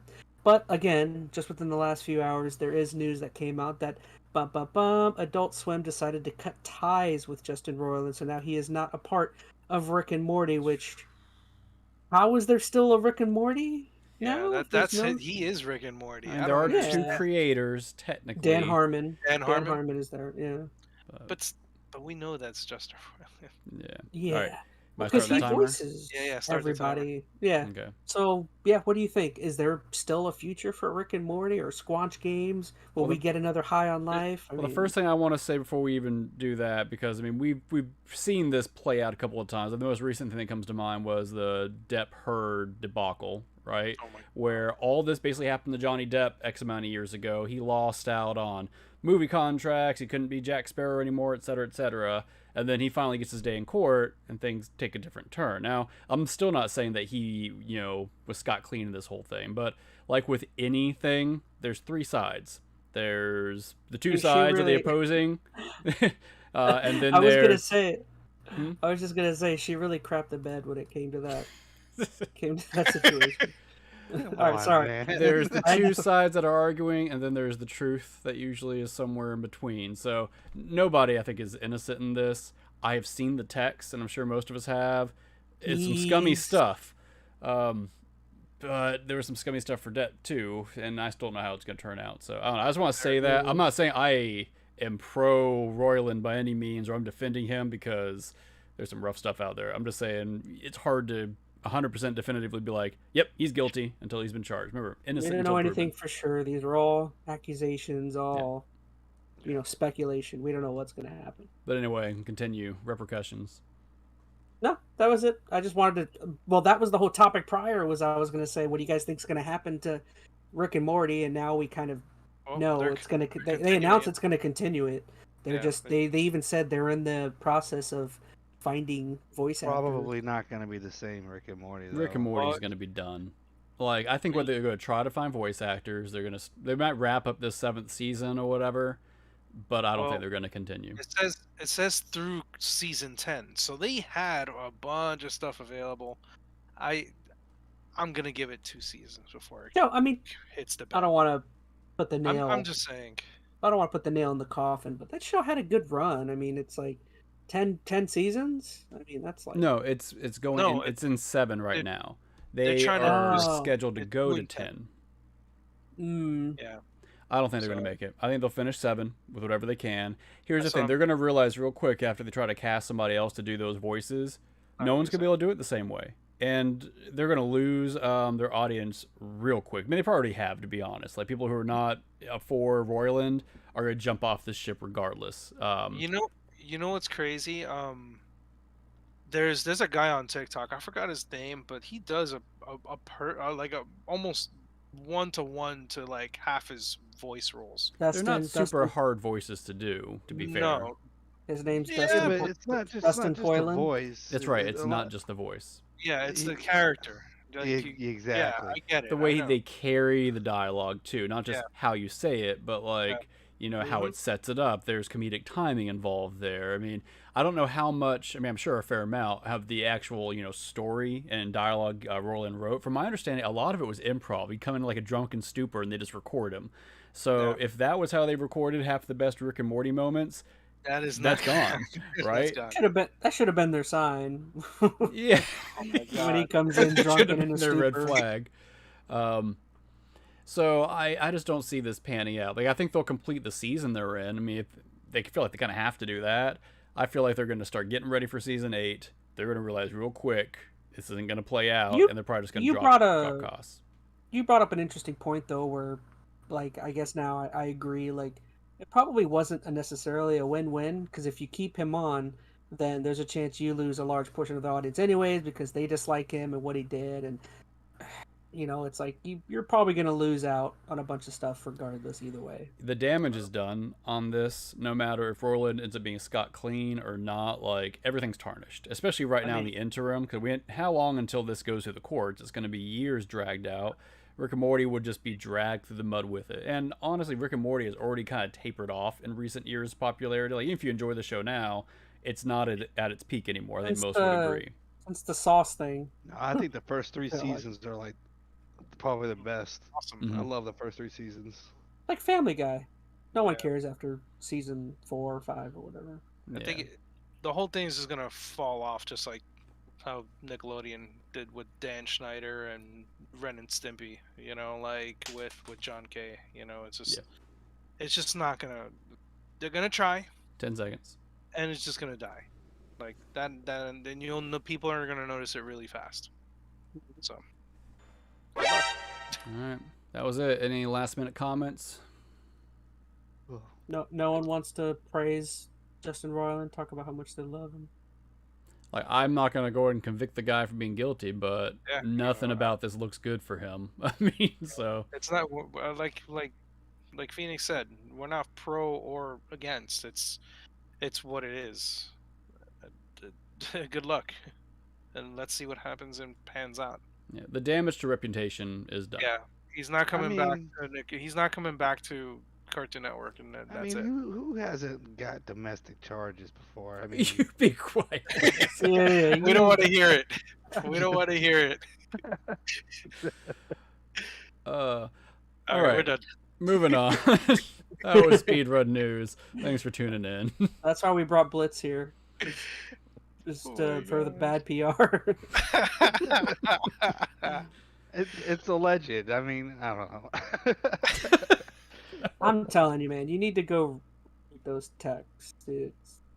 Okay, but you can't base it off that. Like, there was plenty of nonsense in the text with Depp and Hurd too. Like, all that looked terrible for Depp leading up to it. Now, granted, Roiland is not Depp. He doesn't have that same kind of charisma fan base that's going to save him. Roiland is not Jack Sparrow. Yeah.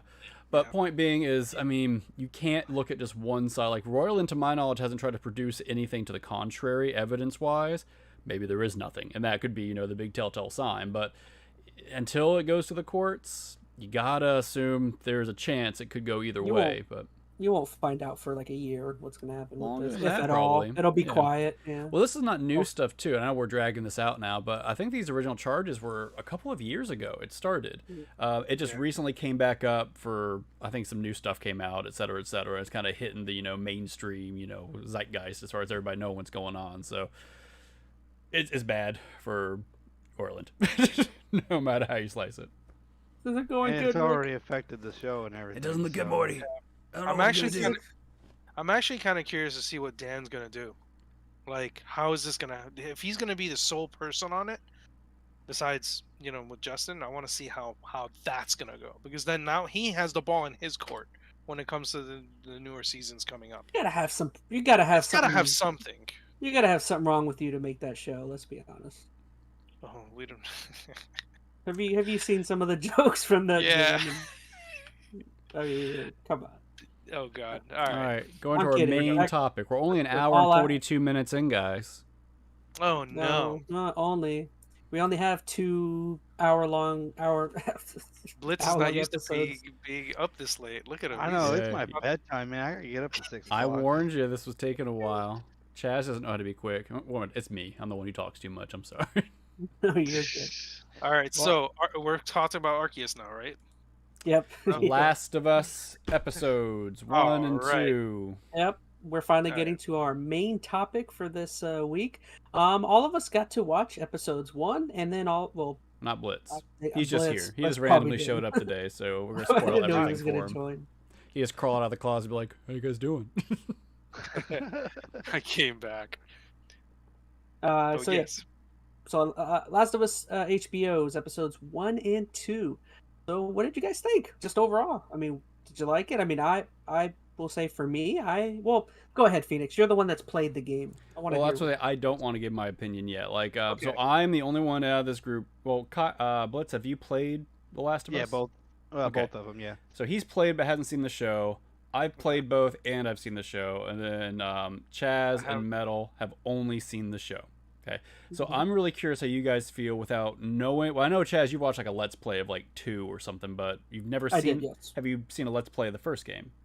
I played the first game. I played like the first hour or 2.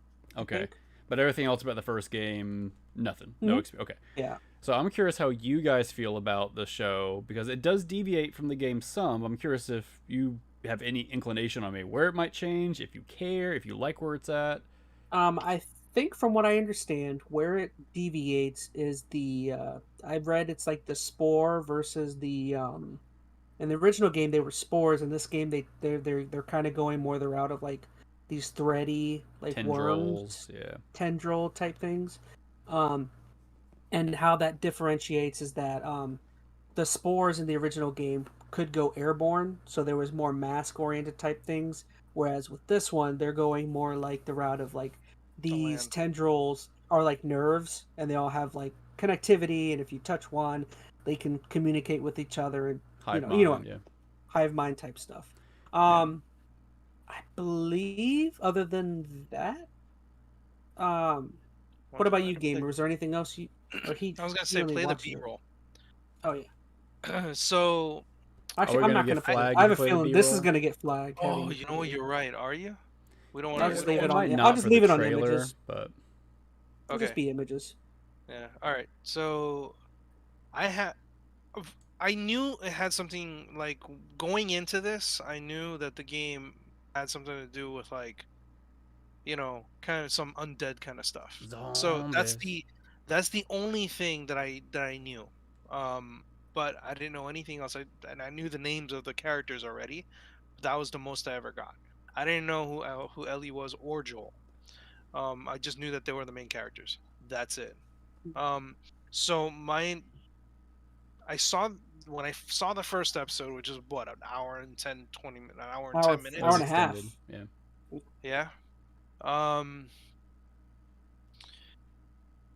the character development was really good. I think how they kind of shifted, or I guess how they led up to the whole 20 years later after all the stuff beforehand happened. I'm not sure if in the game it really did, they played that type of stuff at all. But it's I'm not sure how much of it was with his daughter and all this other stuff, but you know, you kind of get attached to it in the beginning, and then they just already within the first like what 20 minutes they pretty much kill off the first character. Well, Yeah. from what I understand They in the did that in the game game, too, so Did they? well, I don't know. This is what I'm Yeah. saying. Like I So don't the know these. game starts out basically the night everything goes crazy. You don't get any I of was that gonna build up. say, with the game, from what I've heard, there's less character development before the You've got Sarahs. like 30 minutes before everything kind of hits the fan. Like Right. Joel comes home, says hey to his daughter. She gives him the watch, and they go to sleep, and then things are crazy. You don't get the whole flashback, what the girl did during the day, any of that kind of stuff. The stuff Yeah, with the crazy lady next door. It's or the just you watch hit getting that. fixed. Yeah, you get none of that. You get the gift of the watch. I mean, the watch does mean something down the line, but it's all Yeah, very quick. And that's, games, they do storytelling differently, right? The exposition is given as you're walking through the house as the daughter. You can read newspaper articles, and you can look at pictures, and you can watch the TV. So that's where they kind of build upon it. But as far as what's happening, it's that night, things hit the fan, and Mhm. you're pretty much right into the whole thing. They're in the truck driving off, and then Okay. it ends how it does in the show. Yeah, where the army dude comes over and just kind of just opens fire pretty much. Mm-hmm. I That's like that. I like that callback, kind of between the two very similar situations where, um, when the first time when he has Sarah, he thinks about acting or doing something because he notices that soldiers, probably is going to start shooting at them, and ifto facto that like that's how Sarah dies. And I like how later on, at the end of the first episode, when they're dealing with that one familiar police officer with oh yeah, and then he officer, punches her in the face like and he endlessly. gets like the flashback to the Yeah, first time, and he I thought that was really cool. brutally kills the guy. Bro, he broke his hand in the process. Hmm. Mm-hmm. He was like, ouchies. And it's like, really? You hit him that hard, yo? I mean, but then, yeah, at the same time, it's actually really cool that they actually did bite that back. What I thought was interesting was the time frame they set it in, because the game I don't think set it at the exact same There were cell time. phones. There were cell phones, so it had to be late '90s, early 2000s. The game Yeah, I it was think a took little place brick at phone. like 2010 or something like that, is when things were bad already. This game started out like early 2000s, like George There were W. cell Bush phones. time. Yeah. My Mhm. point being is, I thought it was really interesting how they tied in, early 2000 American terrorist issues into that a little bit, because they thought that was, where everything was coming from. I thought that was an interesting kind of, social take on terrorism and kind of the, you know, stuff that could occur from it, etc. And then it jumps forward 20 years to right now, right after we've just gone through a global pandemic. Like, the timing shift actually makes everything a lot more relevant and adds context that the game didn't really have. The game was just started in some time, and then you're 20 years later, and it's, you know, pandemic. This was before any of that other stuff. So the context I thought was really nice. I like how they darn pulled back on. vaccines. I'm sorry. Okay. I like how they pulled back, like where in the beginning that they talk in like 1983, and then they kind of talk about it in the news. Yeah, I liked that setup with the scientists. That was new. That was really cool, and I like how they kind of get you thinking about, oh well, there's these things that, you know, what if something was to happen, and that there was no medicine or no virus or no way to cure it. Both of those opening scenes of both episodes were some of my favorite parts. I loved like the whole one that took part in Jakarta in the second episode, and then the same one in the first. Like, I loved both of those sections. The Jakarta thing was crazy. That was really neat. It almost reminded me of like like if they were talking about like the whole Wuhan thing. Yeah. Well, you know, like that's kind of where it's a whole new perspective that hits home a lot more. Like, we go back 5-6 years ago even, and if somebody was like talking about the potential of a global pandemic, we all be like, that can't happen. Just like the scientist at the very beginning in that talk show, and then he flips it as like, well, it could happen if this, you know, step happens where, you know, things heat up, etc. And us coming off of, you know, COVID and thinking about global warming, we're like, oh crap. So that kind of stuff actually happens. And then of course like the Wuhan kind of correlation with the Jakarta stuff. Yeah. I liked how with the Jakarta stuff where the guy was just asking her like, "What do we do?" And she's like, "Blow up the whole place." Yeah, and I like how they actually like had to set that up. Like it's really crazy. First off, they bother her while she's having lunch, which is really screwed up. And then they take her to this freaking place and they put her in a freaking hazmat suit. Like, are you serious right now? Like, what the hell's going on? Like, I'd be worried too if I was being bought in and all you are is a freaking professor, you know, and you're, you know, studying this thing, and all of a sudden you see this nonsense happening. And it also comes back to the bomb thing, because remember they're walking around, was it Boston where they're at, and you know, Ellie sees the crater and they start talking about that. The game, or not the game, the show, which the game does not do, does a really good job giving you some extra context and setting up the hopelessness feel even before the event occurs, which I think was pretty cool. It kind of sets the horror tone a little differently. It's not just like, you know, monster horror at this point. It's now just the horror of the inevitable kind of coming up. Well, something I heard that I didn't even catch when I first watched the first episode is there was a scene where you see the little kid walking through the destroyed city, and they get to the compound. I thought that was Ellie at a young age, thought that too, and it's not. But apparently that little girl like died. That's why it was such a stark like.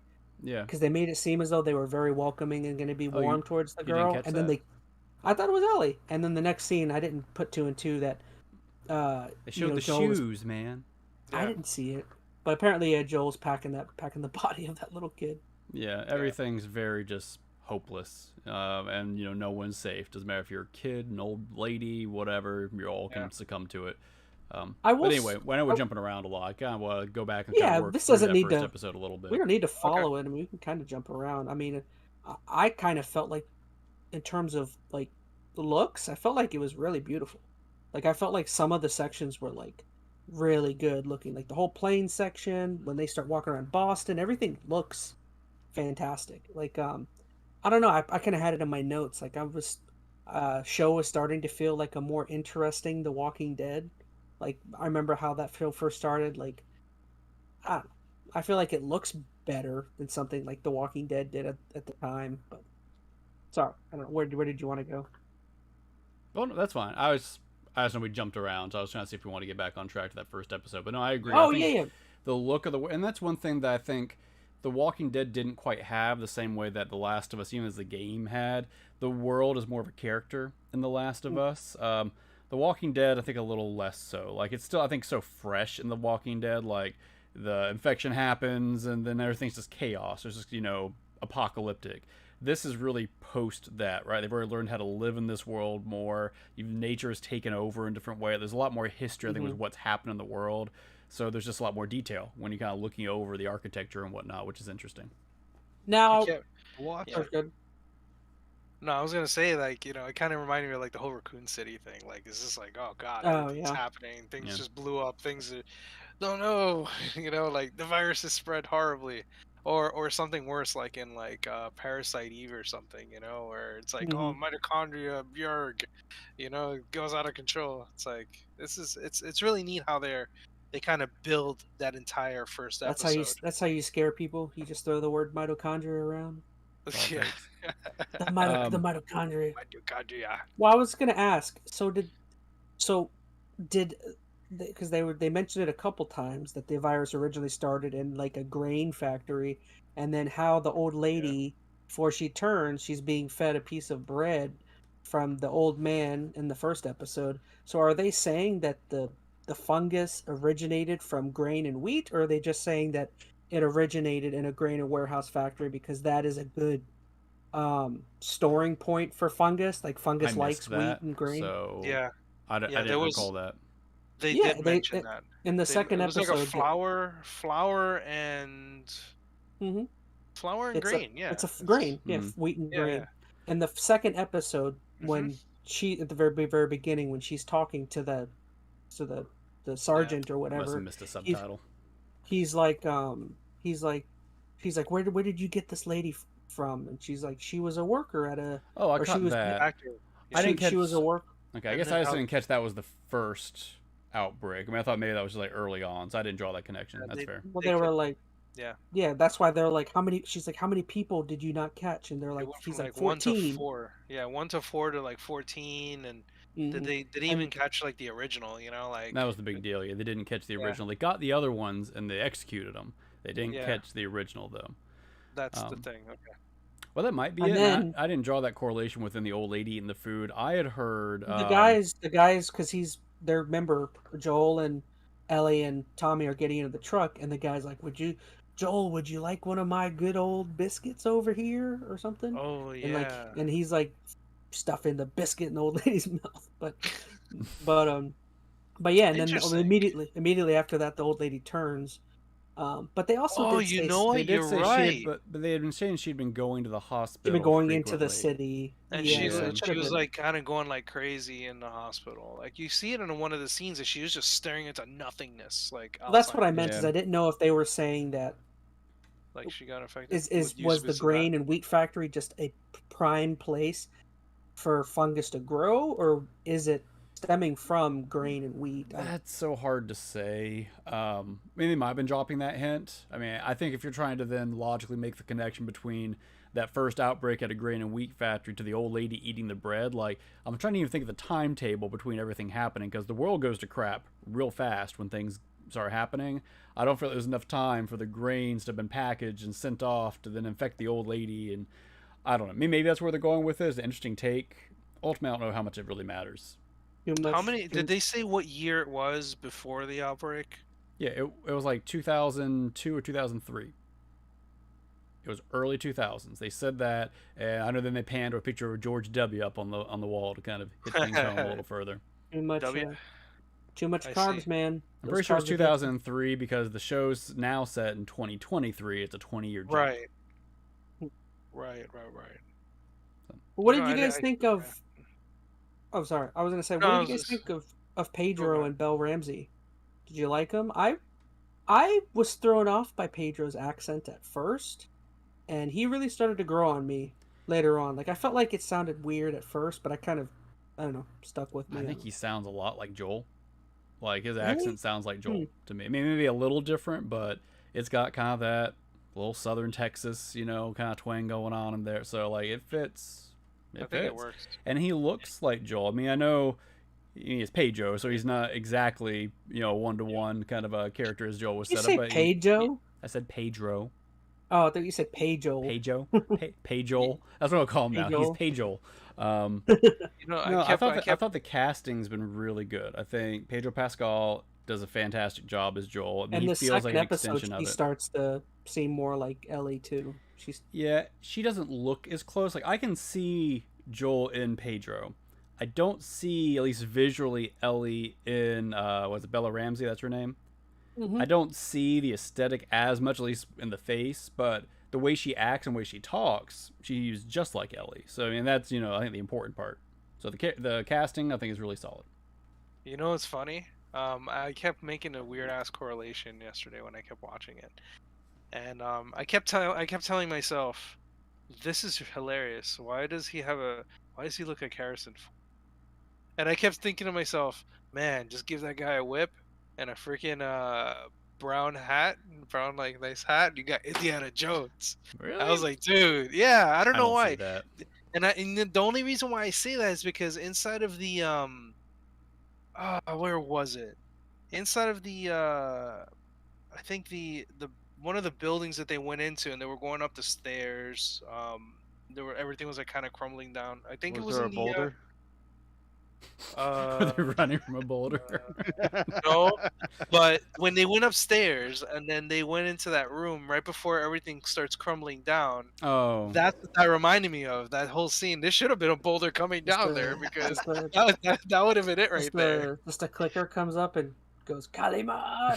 Yeah, that's exactly what I was thinking. Like, it's like, oh man, I'm just expecting this guy to just pull out a whip. He's like, I've never seen a clicker yell at me. Why'd it have to be clickers?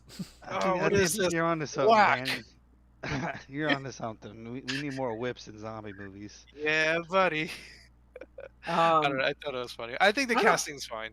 No, I kind of just went through all my notes, and that's pretty much all I had. I mean, the only other thing I thought was kind of a talking point is I saw a lot of people talking about how Tess had gotten done dirty, which from what I read, that stupid Kotaku article. Really? Tess. From what I read, that's basically what happens to her in the game. So it's like, yeah, I called it, man. I called that thing really quickly. Like, I didn't see anything wrong with it. I mean, I don't know. I just knew she was gonna go. Like, when I was watching it, right? I looked at like halfway through that. I was like, she's not gonna make it. Was it that aspect, or was it the aspect of the mouth to mouth that people were angry about? This is stemming from there's a Kotaku article that came out today or yesterday. It was called "They Did Tess Dirty." I think it was a pretty bad take. They basically were mad about two accounts. One, they felt like this show version of Tess they didn't make tough enough or like a strong enough character. Awesome. That's what I thought. Strong. Like they made her sound like, oh, in the game she was a super complex, diverse kind of character that was super strong and whatever, and that didn't translate over into how they're treating her in the show. Like they made Joel the big, strong, scary guy, and she was soft, which that is not how I read her in the show at all. They did not do her like.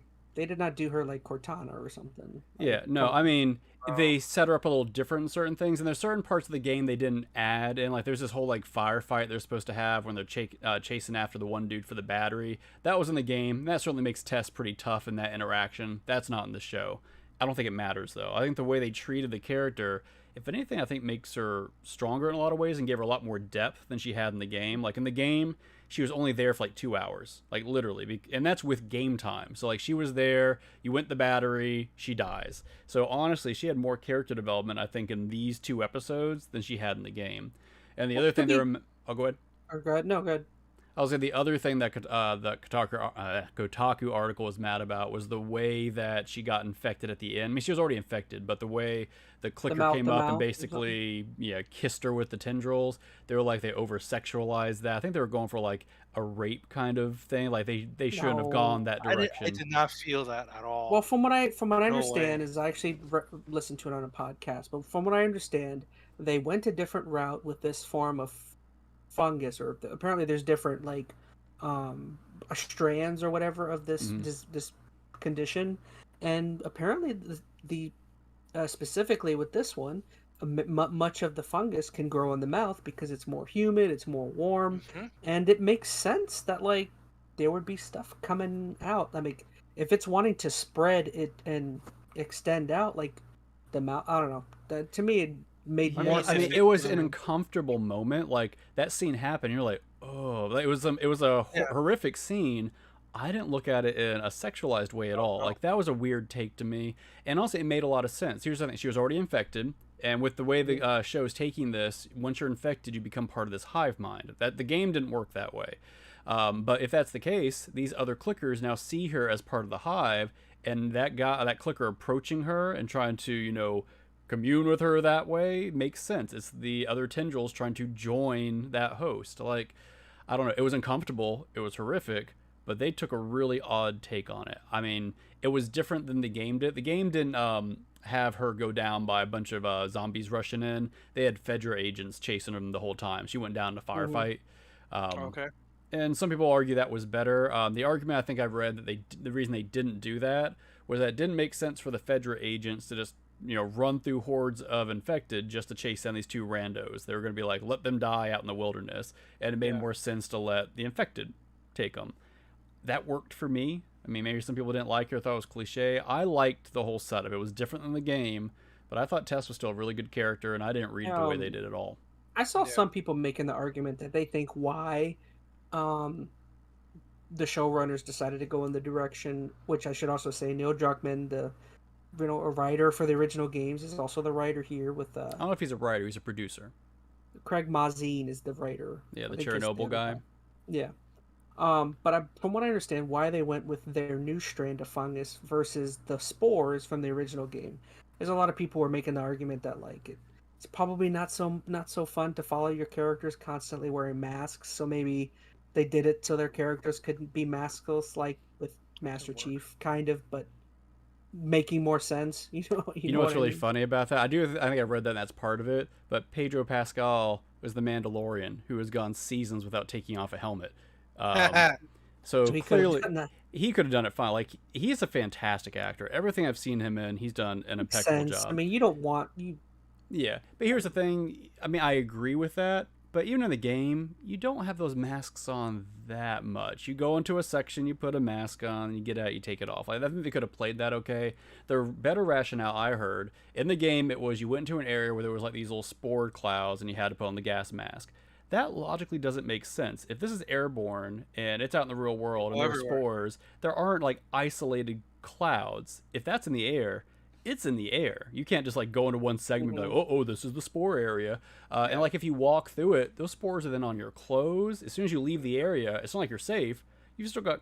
That was a very gamey explanation. That worked in the context of a game because it helped you look at like, oh, these are the danger zones versus the safe zones. But in a show, that doesn't translate well. So honestly, the tendril stuff makes a lot more sense. I mean, you get infected when you get bitten or when you get, the tendrils on you or infected on the ground.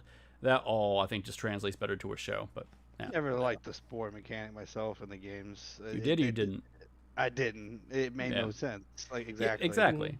I mean, it was fine for a game, and I think just as, someone who's playing a game, you're just like, okay, that's the mechanic. Doesn't mean it makes a lot of sense. So the show, I think, did a good thing tweaking it some. They still get to go through dangerous areas. Honestly, it's almost... They seem like they're even more careful now going through these areas because it's not just the spores that they see, it's the stuff on the ground that could get them. I don't know. I like the direction they took. Yeah. So there's only 2 episodes, right? Yeah. On HBO. I'll have to check them out. So just to kind of like piggyback what you were just saying with the Kotaku article, because I didn't know anything about that. I didn't even read it. I just heard some people talking about how it was a talking point. And the only reason I'm pretty sure that's what you're talking about is that title you said was the exact title of the article.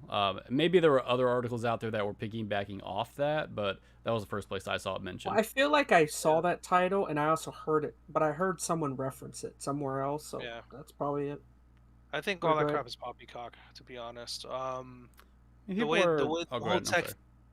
I was gonna say the whole testing not being like strong enough. That's garbage because she was pretty strong majority of the time, even during the time with the what's her face, Marceline or whatever, or whatever her name is, Marlene. That whole time she was about to just dump everything and just be like, yo, let's just go get the hell out of here. She was giving the orders half the time. Joel was just kind of doing stuff. Yeah, exactly. Like she was bossing him around and he was listening. And then she was pretty much the thing in his ear, the rational in his ear. Well, also if it wasn't for her this whole time, Joel would have just shot. He would have just stayed home. He would have shot Ellie in the face and went home. Yeah, there would be no show without Tess right now. Yeah, he even said it himself. He goes, "Let's just go home." Like he just wanted to go back home and live his boring ass life. Like really, literally, that's pretty much what he was doing. He just wanted to go back home. I would say, So like, oh, yeah. good. No, I was gonna say like that's just kind of, and her volunteering herself to like kind of, she went only soft for like a little bit, and it's only because she saw something in Ellie. My only That question was is it. like, what does this episode leave up next? Like, where do you go? I mean, I guess the only other goal is to get Tommy. That's the only thing I can think of. So the overarching goal, and this is where the whole game goes after this, is they still want to get her to the Fireflies. Like, as far as they know, she is a potential cure. That is the end game, because she knows there is a base out west. It's very And I know vague. what happened with the Yeah, that Firefly was very because vague. I watched a Let's Play of 2, so Yeah, I so know I mean what. that's where it's going. They're trying to get to that point, and there's a bunch of checkpoints along the way. Like you saw, they got what's his face from Parks and Rec, the was it Bill and Frank or whatever it is. Yeah. So they have some stopping points to meet some new characters, and if they track the game 1-to-1, I mean there's plenty of little things that happen along the way to get to that Firefly base. But that's their end game now, where they're trying to get to. Yeah. What else? What were the other gripes? The whole kissing thing. That's so stupid. That wasn't a. So That's just dumb. overall thoughts, you guys. Did you like it? Did you love it? I You're like excited it. for next episode? Oh yeah, Yeah. definitely. I agree. Like the first episode roped me in. I was looking forward to the second one, and then seeing what happened then, I was like, okay, I'm liking this a lot. Did they I say don't how many watch many episodes shows. this was going to be? I didn't even know it came out. I haven't heard how many episodes. I can't imagine too 6 or many. 7 at that length? Yeah. Yeah, I mean, 10 at most. Because the original game, with all the gameplay, was not that long. It was, I don't know, 10 to 15 hours, if that. So, I mean, you yank out some, gameplay time out of there. They, add some extra context in places. You're looking at like a 10 to 11 hour runtime for the show, I'd imagine. So, at most, I'd say 10 episodes, but we'll see. They're going to pull a Squid Game, but do it like 12 and call it a day. Maybe. But I think that this is an adaptation that so far is done very well. It's respectful to the source material, but they're not stuck to the source material. Like there's I did see some. I also saw some people mad that they changed ethnicities for some people, and for me, I'm just like. See, here's the thing. This is only my personal take on it, but you guys can agree or disagree. I don't necessarily mind if they do, an ethnic, race swap kind of thing for a character, as long as that, original race wasn't part of the character. Like for certain characters, that is part of who they are. Not always. Sometimes it is just they were just white because they were white for whatever reason. But like there a are white guy having a black kid type deal. You know what I mean? But there are times when it matters. Okay, in this show, it doesn't matter. Like Joel, he could have been a black guy, white guy, whatever. It doesn't matter who he is. The character is still the character. So I think changing nationalities is perfectly fine. But there are other characters in other shows or other mediums where if you made that same switch, it wouldn't translate well. Like changing the ancient one to a to a white lady. And that's a stretch. And sometimes you can argue it if the person they cast can still fully embody the character. But you're right, if there's something ethnic about that character's history that you're now just kind of changing for the sake of changing. And let's be fair, a lot of shows change race and gender just to meet a certain whatever agenda, what have you, whether you agree with that or not. And that I don't think it's okay. I don't feel like this is what the show did. I don't feel like they race swapped anybody just for the sake of doing it. Like Pedro Pascal is an excellent interpretation of Joel on the screen. He's a great actor. He's a great actor. And Bella Ramsey was great in Game of Thrones. She's doing a great job here. So, yeah. I'm really happy with Pedro. I honestly haven't seen him in much, and this is the first time I'm really seeing him in something where I'm like, okay. Yeah, well, I remember he was in Game of Thrones. Yeah, he was in Game of Thrones. That was the first thing I know him from. But yeah, that was the first thing I saw him in. He was in something else beyond that. So this is like the third or fourth thing I've seen him in, and he's always been solid. And even in Mandalorian, where it didn't care what he looked like, he was able to act out and portray a character with just his presence and his voice acting alone. So, yeah, I think they got a really good cast to kind of carry the show forward.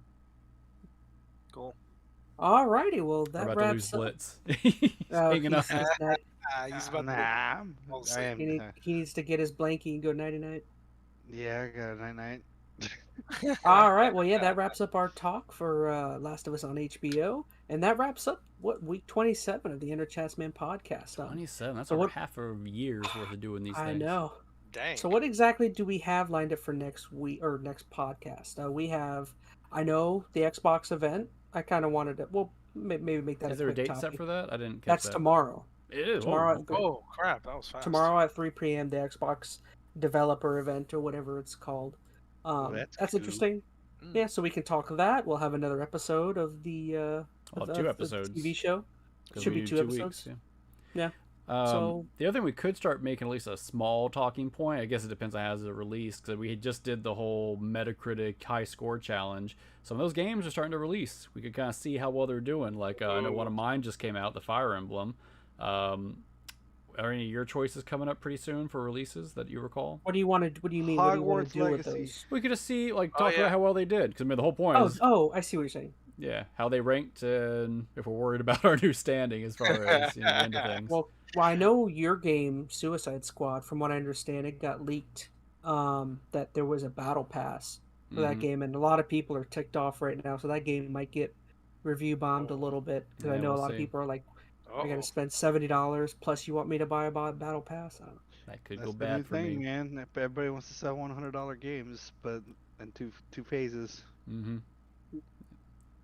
But anyway, all right. Well, so Blitz, did you have fun, Blitz, joining the podcast? I did. You guys are awesome, and I probably will be back. Well, I think we're gonna try to start committing to Tuesday evenings for this. Every other Tuesday evening. I have no life. I can do whenever. All right, so maybe we can start getting this consistent. Maybe get some actual chat people to pop in. They can interact with us. That'd be nice. So. What are you talking about? Let me check. Oh, there's no one there. Shoot me a text. You gotta shoot me a text with some homework, so that way I know a little bit more. The Google Doc is always there. Yeah, it's always there. It's kind of funny. I was on Discord and Jazz bugged me a little earlier. He's like, "Hey, you want to talk?" And I'm like, "I'm doing this podcast right now." I'm committed. He goes, "Oh, okay. Well, let me know. I want to see if I could be on it too." I'm like, "Oh boy." So we may have to stay PG. I have to tell him to, because he would take things to another level. So I mean, I'm not as bad as Jazz, but I was able to tone it down. We should get Carlos on. Oh no Carlos. I love the man. Nope. That's cool. I think we're good. Our stream would get taken down within 5 minutes. All right. Alrighty, well, so you guys return to your attics, your basements, and your closets, and we will definitely return for another episode. You guys got anything to say before we leave? No. Bye. See you later, guys. Love you guys. We love you. Adios, muchachos.